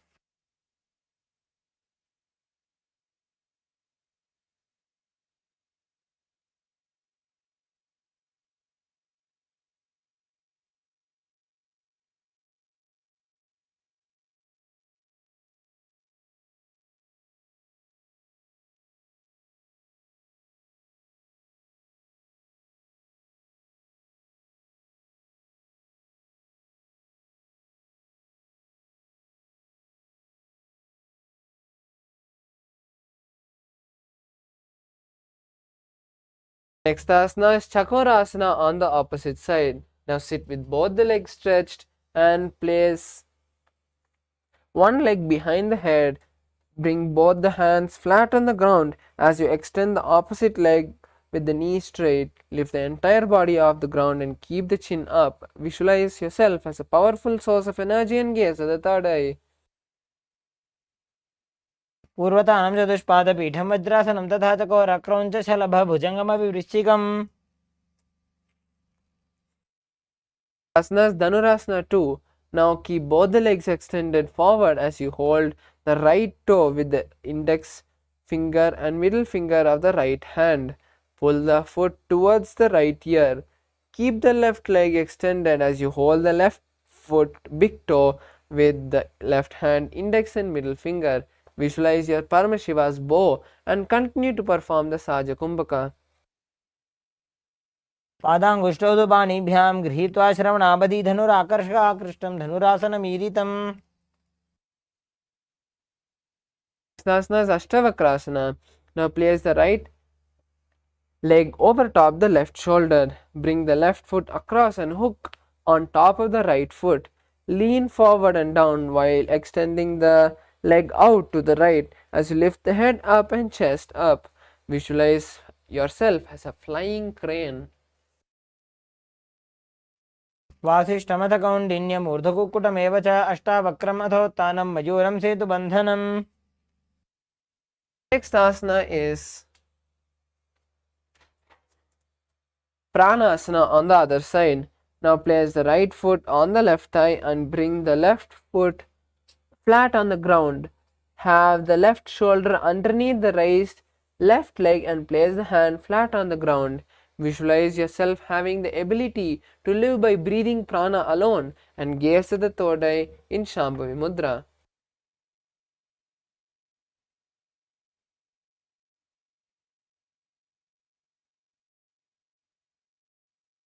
तत् प्रभेदं वक्ष्यामि करोति यस्य चामरः Next asana is Parshamachendrasana. Now place the right foot at the root of the left thigh and then the left leg by the side of the right knee. Hold the left hand with the right hand and twist the body, remaining steady. Gaze at the third eye in Shambhavi Mudra and visualize the great sage Matsyendranatha in the inner space. पार्श्वाभ्यां धृत्यते यास्तु पार्श्वमत्स्येन्द्रमुत्तमम् Asana is Ardha Paschimottanasana.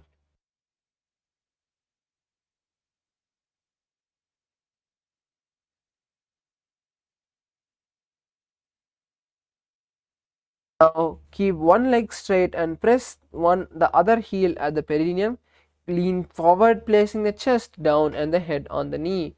Hold the front foot with both the hands as you visualize Swamiji in your inner space and start performing the Jiva Chala Kumbhaka. एकं पादं प्रसार्य एकं पादस्य पार्श्वना Seoni सम्पीड्य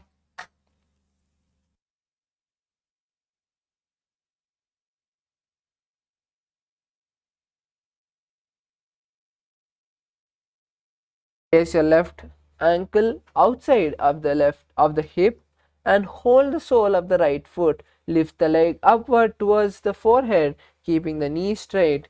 Gaze at the nose and visualize yourself as a crane as you perform the Jiva Chala Kumbhaka, which is inhaling, visualizing the prana traveling all over the body and then exhaling. उत्तानपादं क्रौञ्चं च मरीचिं वीरभद्रकं नटराजं त्रिकोणं च सुप्ताङ्गुष्ठप्रसारणे Next asana is Ardha Paschimottanasana on the other side. Now keep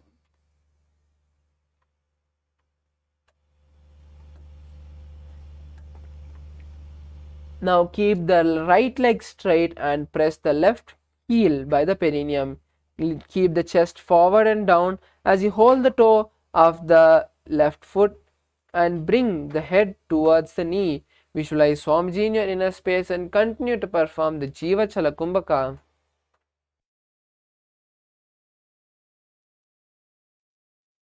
एकं पादं प्रसार्य एकं पादस्य पार्श्वना Seoni सम्पीड्य Next asana is Kraunchasana. Now, with your right ankle outside of the hip, hold the sole of the left foot and lift the left leg up towards the forehead. Keep the knee straight and gaze to the tip of the nose as you visualize yourself as a crane and continue to perform the Jiva Chala Kumbhaka.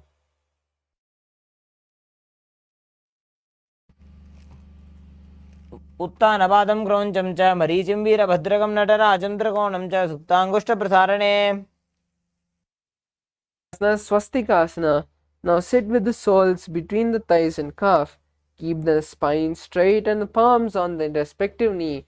Gaze to the nose in Shambhavi Mudra as you visualize yourself as the embodiment of peace and good fortune.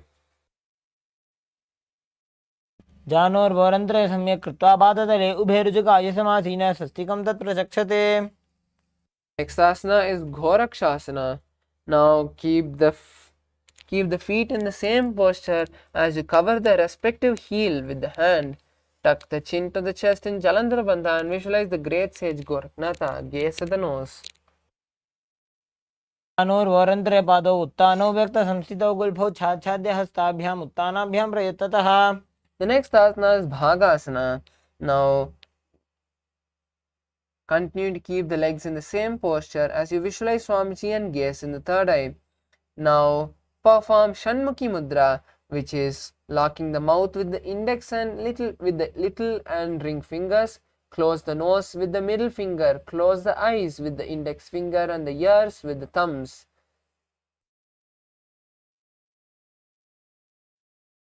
वामपार्श्वकृतं संस्थाप्य दक्षाङ्घ्रिवामचगने. The next asana is Yogasana 2. Now sit in Padmasana, placing the feet on opposite thighs. Place the back of the palms on the mat by your side. Start performing Kakachancha Kumbhaka, which is inhaling through the tongue, which is folded like a straw. The tongue does not touch the teeth as you visualize Swamiji and gaze to the nose.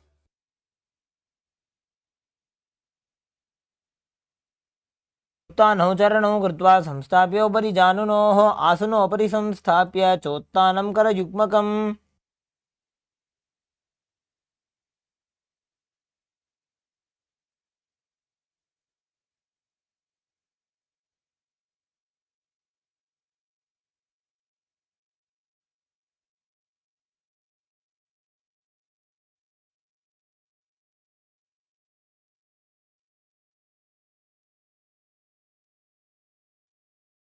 Asana is Urdhva Kukutasana. Now roll the hands, placing the palms on the mat and lift the body off the ground. Balance here as you visualize yourself as a rooster and continue to perform the Kakachancha Kumbhaka.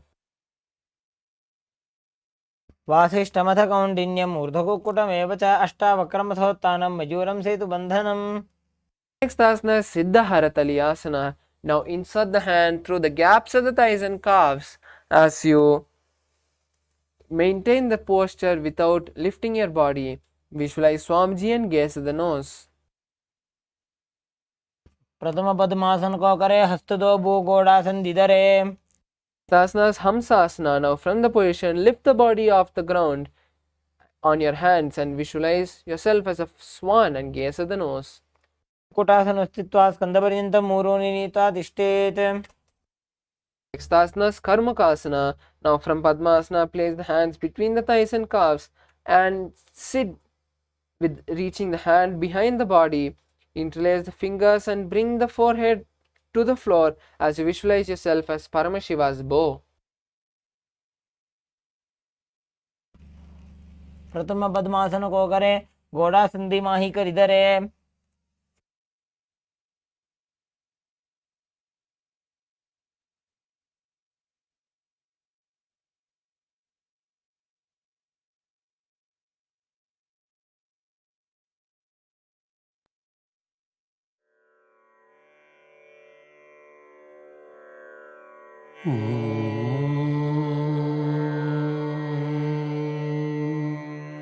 Next asana is Kurmasana 2.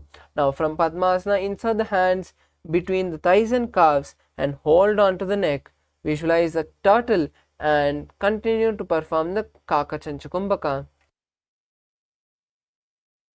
By जंग प्रदर्शन बावा दाई जंग परिबा इल्या बा. The next asana is Granthi Bhedasana. Maintain the same position as you just tuck the chin to the chest in Jalandhara Bandha. Visualize Paramashiva and gaze at the nose. अथ वक्षे नीलकण्ठ ग्रन्थिभेदासनं शुभं ज्ञात्वा रुद्रो भवे क्षिप्रं सूक्ष्मवायुनिषेवनात्. Asana is Uttana Kurmasana. Now maintain the posture as you slowly lie down on your back. Keep the hands on the respective shoulder and visualize a tortoise. Gaze at the nose. कुक्कुटासनबन्धस्थं कराभ्यां धृतगन्धरं पीठं कूर्मवदुत्थानम् एतदुत्थानकूर्मकम्. Next asana is Panga Kukkutasana. Now come and be in a seated position with your legs in Padmasana. Insert the hands to the gaps of the thighs and calves. Hold one hand with the opposite hand and lift your body off the ground on one palm. Visualize a rooster as you continue to perform the Kaka Chancha Kumbhaka. कुक्कुटासनं स्थित्वा एकेन हस्तेन अन्यसमनिबन्धं धृत्वा. Next asana is Pangu Kukkutasana on the opposite hand. Now switch the hand, holding the opposite hand and lifting the body on one hand. Visualize yourself as a rooster. स्थित्वा एकेन हस्तेन अन्यसमनिबन्धं धृत्वा. The next asana is Gridhrasana. Now place the elbows on the soles, interlacing the fingers and placing the chin on the knuckles. Visualize you have gone beyond greed and covetous. जानूर्वोरन्तरे पादौ उत्तानौ व्यक्तसंस्थितौ गुल्फौ छाछाद्य हस्ताभ्याम् उत्तानाभ्यां प्रयत्नतः. Asana is Padmasana tree. Now stack the hands and place them in front of the navel as you perform the Mahamudra Bandha and visualize Swamiji. चरणो विधाय विधिवत् शक्तिस्थितो योगिरात्. Next asana is Padmasana 4. Now place the hands on the respective knees. Visualize Paramashiva and gaze at the nose.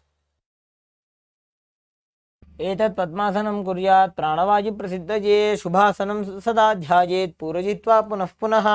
Next asana is Karmukasana 2. Now place the left hand on the left knee and hold the left toe with the right hand. Rotate the left toe and then place the right hand on the right knee.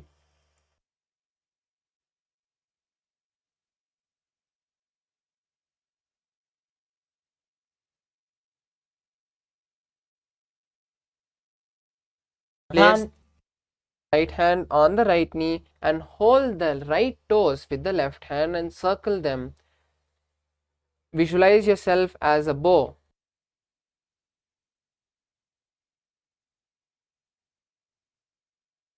अथान्यासनमावक्ष्य योगपूरकरक्षणात्.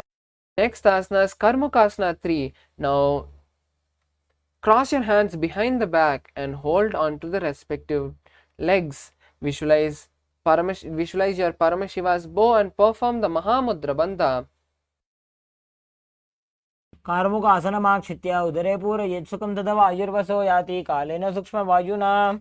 The next asana is Dridasana. Now release the Mahamudra Bandha and visualize your Paramashiva's third eye as you just switch the gaze to the third eye. ऊरुभ्यामुपरि स्थाप्य पादयुग्मं प्रयत्नतः दक्षिणं सव्यदेशे च सव्यं दक्षिणदेशके.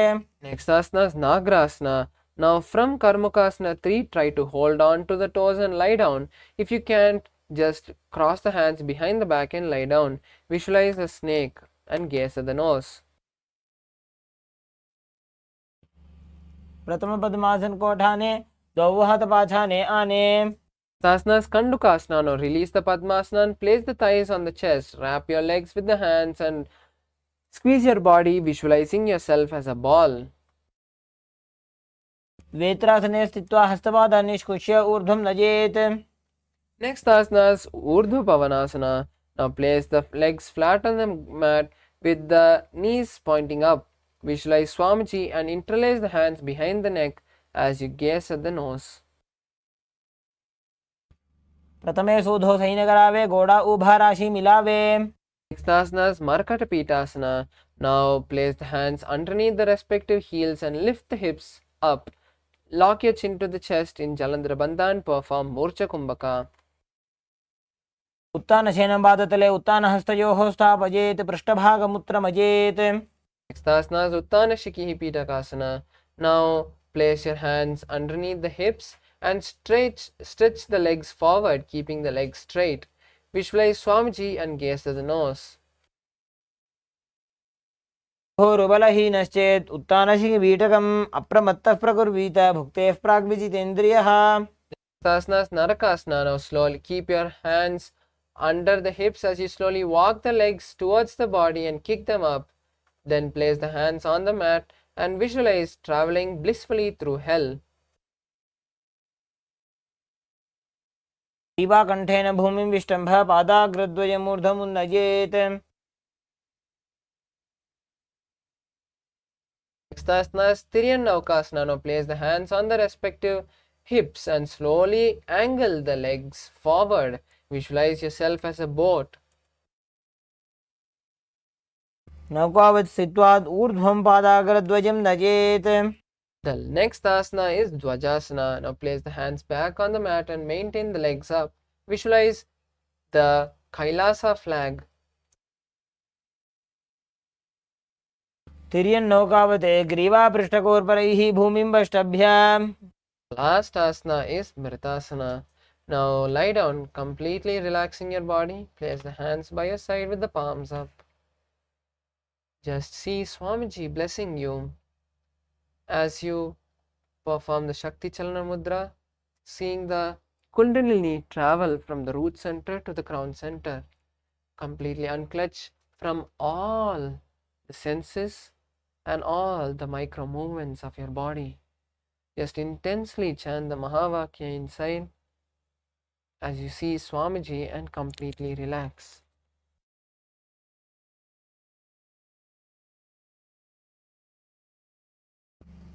उत्तानं शववद्भूमौ शयनं तोषवासनं शवासनं श्रमहरं चित्तविश्रान्तिकारणम्.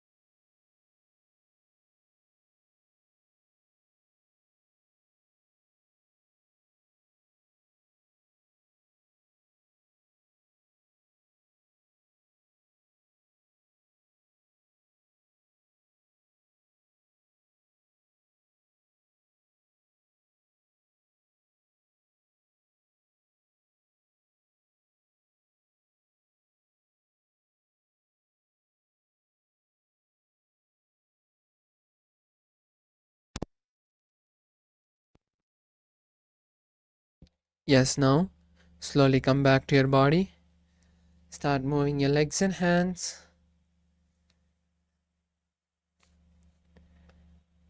Bring awareness to all the muscles of your body again.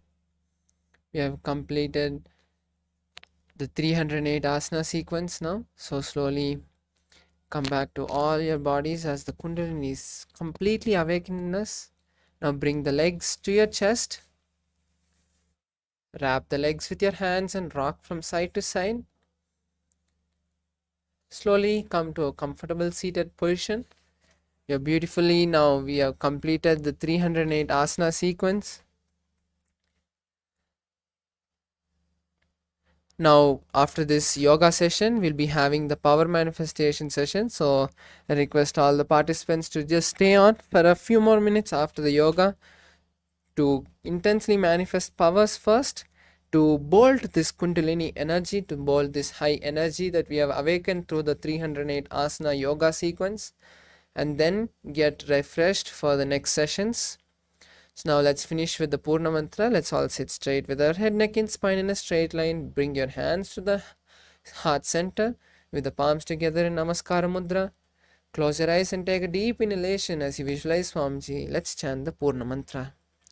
Om Purnamadav Purnamidam Purnat Purnamudachyate Purnasya Purnamadaya Purnamevavashishyate. Om Shanti Shanti Shanti Hari Om Tat Sat Sarvam Bhagavat Shri Nithyananda Paramashiva Padukarpanamastu. Om Nithyanandam. Thank you all the participants for beautifully participating in this session. Let's now go and start manifesting powers. அறிவுக்கட்ட மூதேவி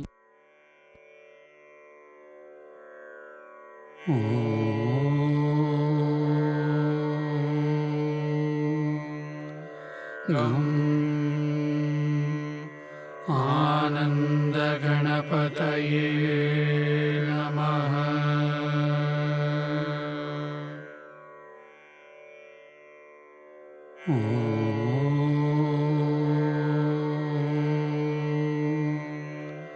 गं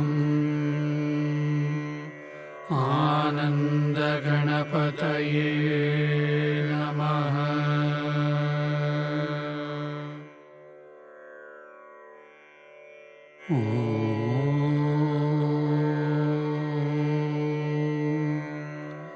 गं आनन्दगणपतये नमः।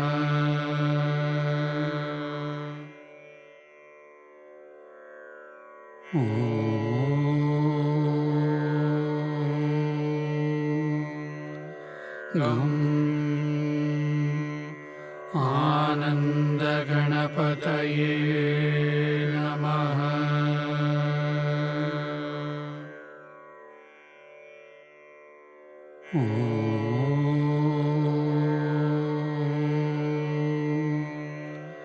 गं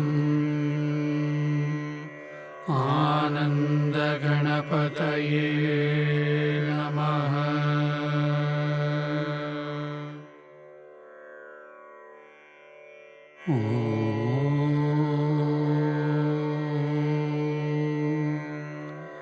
गं आनन्दगणपतये नमः।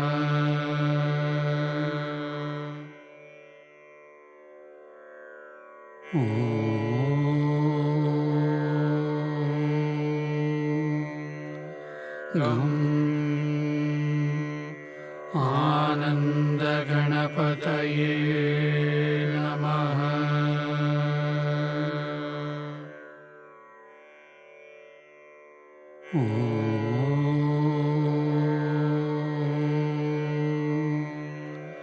गं आनन्दगणपतये नमः।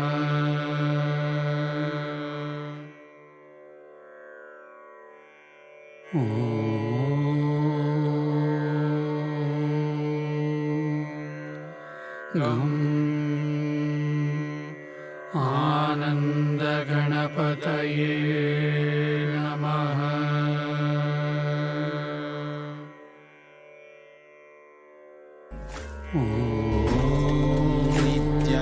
Nithyananda Paramashivoham.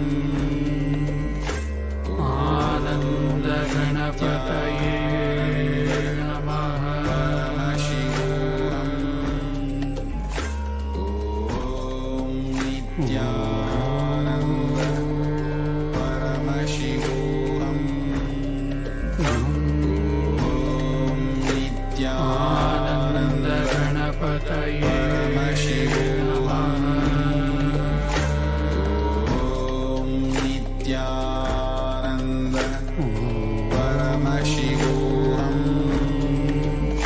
Om Nithyananda Ganapataye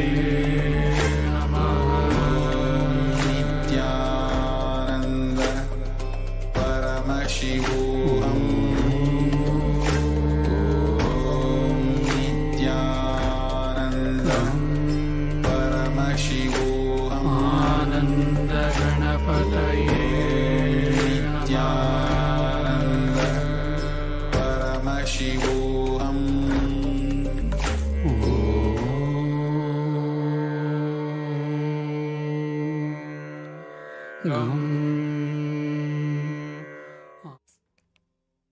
नित्यानन्दं परमसुखदं केवलं ज्ञानमूर्तिं द्वन्द्वातीतं गगनसदृशं तत्त्वमस्याधिलक्ष्यम् एकं नित्यं विमलमचलं सर्वधी साक्षिभूतं भावातीतं त्रिगुणरहितं सद्गुरुं तं Namami.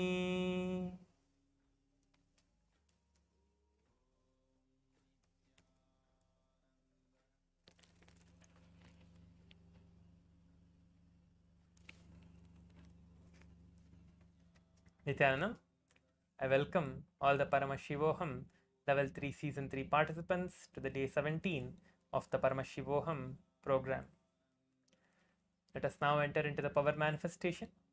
We have just completed the Prathama Vinyasa Karma and the Dvitiya Vinyasa Karma Yoga, establishing ourselves in that space of oneness and prepared ourselves to manifest Paramashiva, to manifest Swamiji himself, who is the embodiment of Paramashiva. Let us now enter into the power manifestation. I request all the participants to get your eye bands and be seated in front of the camera. We are going to be beginning the session shortly. Please get your eye bands, be seated in front of the camera. Make sure that your cameras are turned on. Satyo Jatishiva, Kaikun, Amritapanananda, and Fabio. Please make sure to keep your cameras turned on.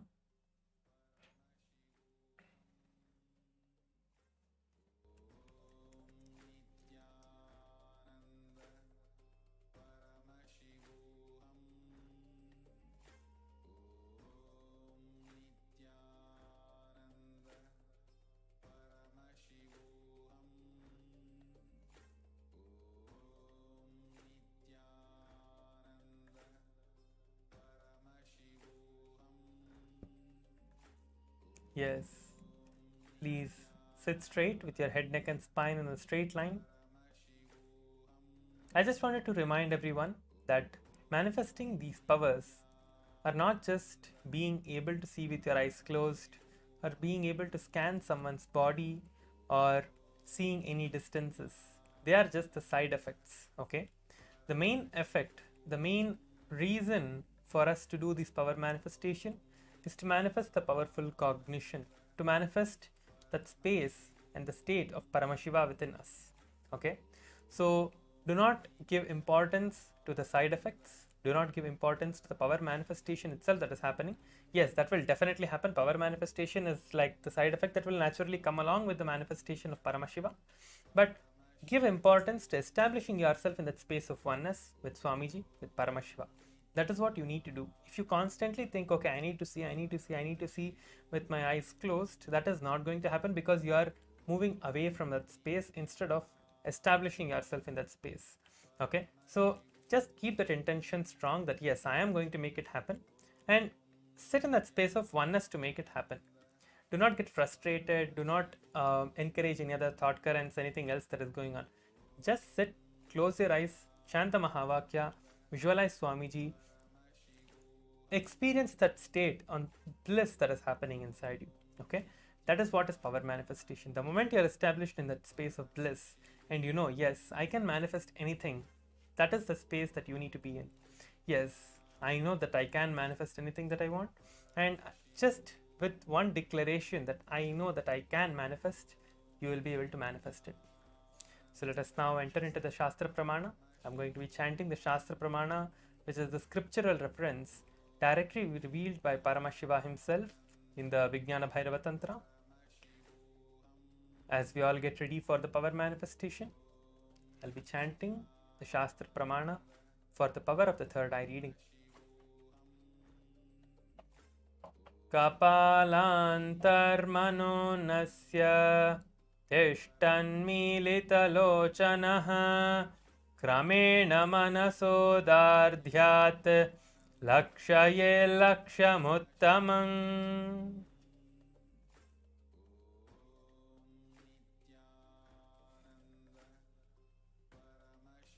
Yes. Let us now enter into the power manifestation. Keep your eyes closed. I'm going to be projecting 2 words. Yesterday we saw 1 word, but today I'm going to be projecting 2 words. So let us continue the power manifestation. Keep your eyes closed. The image is going to be projected. Intensely chant the Mahavakya, visualizing Swamiji in your third eye.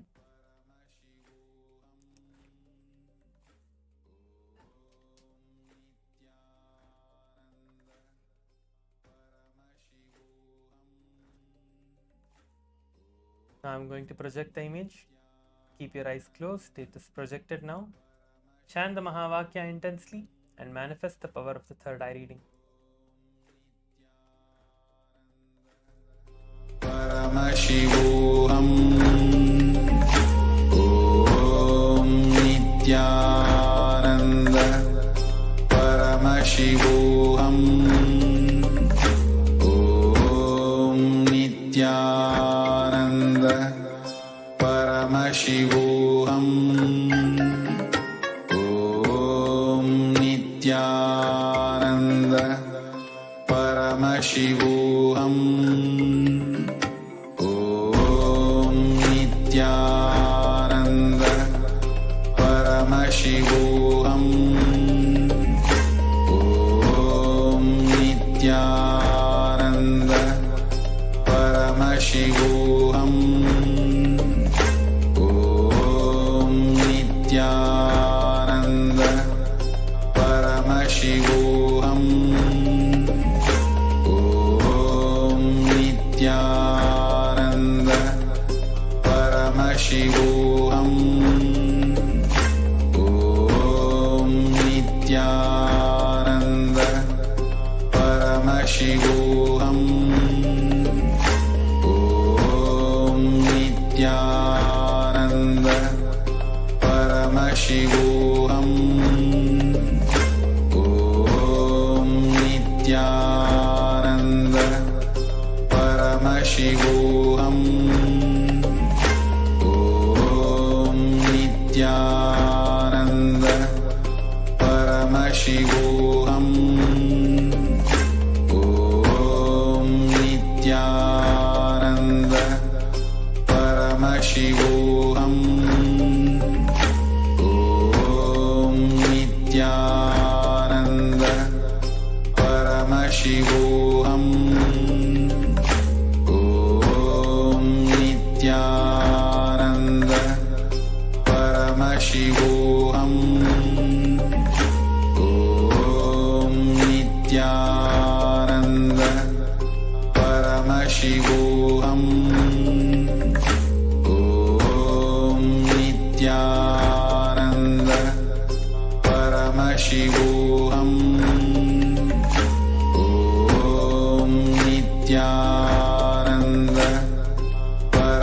Paramashivoham. Om Nithyananda Paramashivoham. Om Nithyananda Paramashivoham. Om Nithyananda Paramashivoham. Om Nithyananda Paramashivoham.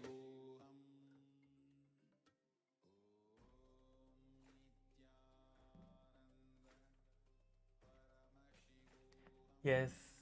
Now relax and slowly open your eyes. Yes, now we have successfully manifested the first round of third eye reading. Now please go ahead and share your answers in the Zoom chat. Whatever it is that you saw in your third eye, please go ahead and post the answers in the Zoom chat. And I'll be seeing your answers. I see that a few people are typing the answers now. Please go ahead and share your answers in the Zoom chat. Whatever it is that you saw, please make sure to share everything in the Zoom chat.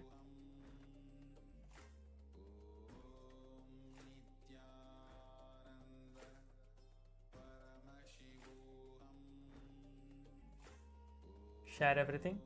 Whatever you saw, share everything in the Zoom chat. Whether it is the colors or the word itself, the whole word, or some few letters, or the background color or the wording color, anything, all the colors that you saw, all the shapes that you saw, everything, but giving importance to the word that was projected. Make sure to write everything, whatever you saw. Okay, type it down and share it in the Zoom chat.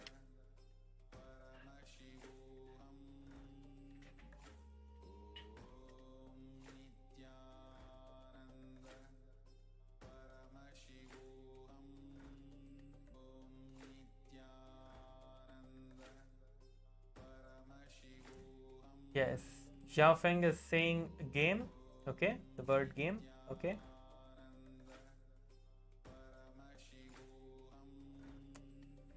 Yes, now I'm going to be projecting the image so you can see for yourself and see what it is. Yes, you can see now the word was trade and dream. It's okay. You will all manifest these powers. Okay, so I see that you are manifesting. Some of you are getting a few words, but you feel that okay, once you start getting a few words, okay, you start feeling like okay, I'm not able to do it, or whatever you think, and you are stopping to do it. So do not carry that space. Okay, everything that you're seeing is what is Swamiji showing for you. So just know this inside you that whatever you are seeing, whatever power you are manifesting, it is Swamiji's manifestation happening through you because you are all initiated. So you will all continue to manifest and make sure that you are manifesting. Do not just feel that oh, I'm not able to manifest and whatever and stop doing it. Continue to manifest. Make sure that you are having that, holding that space within you that yes, Swamiji is the one who is manifesting in me. Let me continue to decide to let Swamiji manifest through me. That is all you need to do and you will manifest this. Okay, so let us move on to the next round now. Please close your eyes, tie your eye bands again, tie your eye bands on your eyes and get ready for the power manifestation. Close your eyes, start chanting the Mahavakya and visualizing Swamiji in your third eye.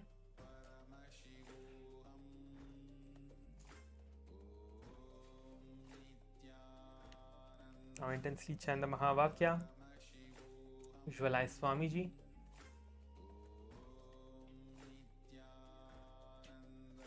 Establish yourself in that space of oneness.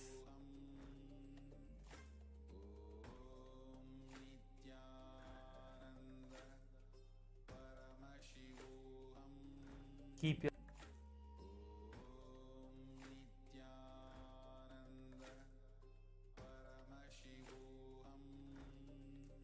Satyojata Shiva, Fabio, Kaikun and Amritapanananda. Please make sure to turn on your cameras so that we can see you and guide you throughout the session.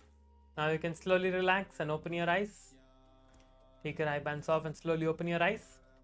You have successfully manifested the second round of the third eye reading. Now please go ahead and share your answers in the Zoom chat. Whatever you saw through the third eye, it was revealed to you by directly Swamiji himself, Paramashiva himself.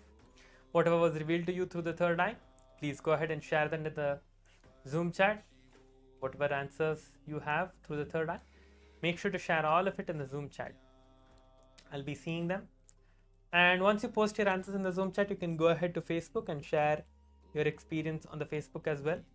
Whatever you see, whatever you experienced, whatever powerful cognitions you manifested during these sessions, you can go ahead and share all of that on the social media in the SPH KAILASA's SPH Nithyananda Paramashivam Facebook page. Please go ahead, go there and share your experiences as well. Please make sure to share your answers in the Zoom chat for whatever you saw. We are going to be projecting the image soon. The image will be projected to you soon.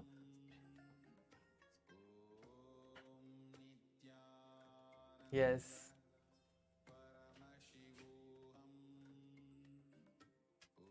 Now the image is being projected. You can see that this was the image that was projected to you all.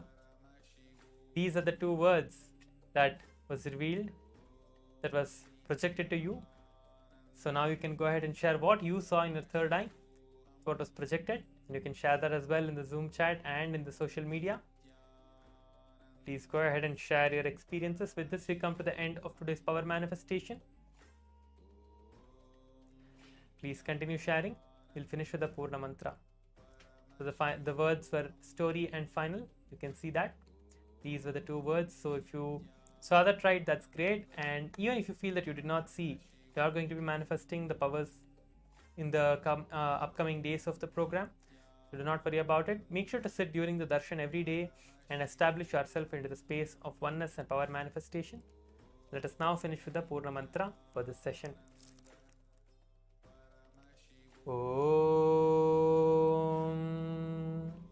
Purnamada Purnamidam Purnat Purnamudachyate Purnasya Purnamadaya Purnameva Vashishyate. Om Shanti Shanti Shanti Hari Om Tat Sat Sarvam Bhagavat Shri Nithyananda Paramashiva Padukarpanamastu. Om Nithyanandam.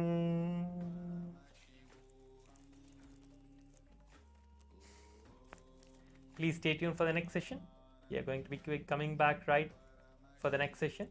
Please stay tuned. Thank you, Nithyanandam.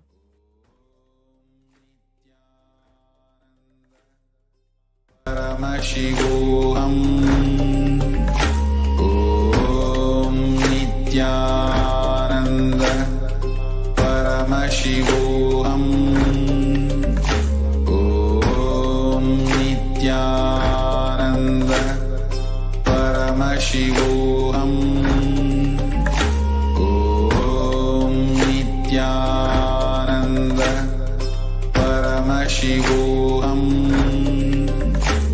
Om Nithyananda Paramashivoham.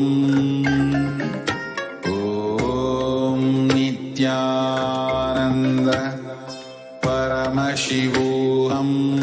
Om Nithyananda Paramashivoham. Om Nithyananda Paramashivoham. Om Nithyananda Paramashivoham.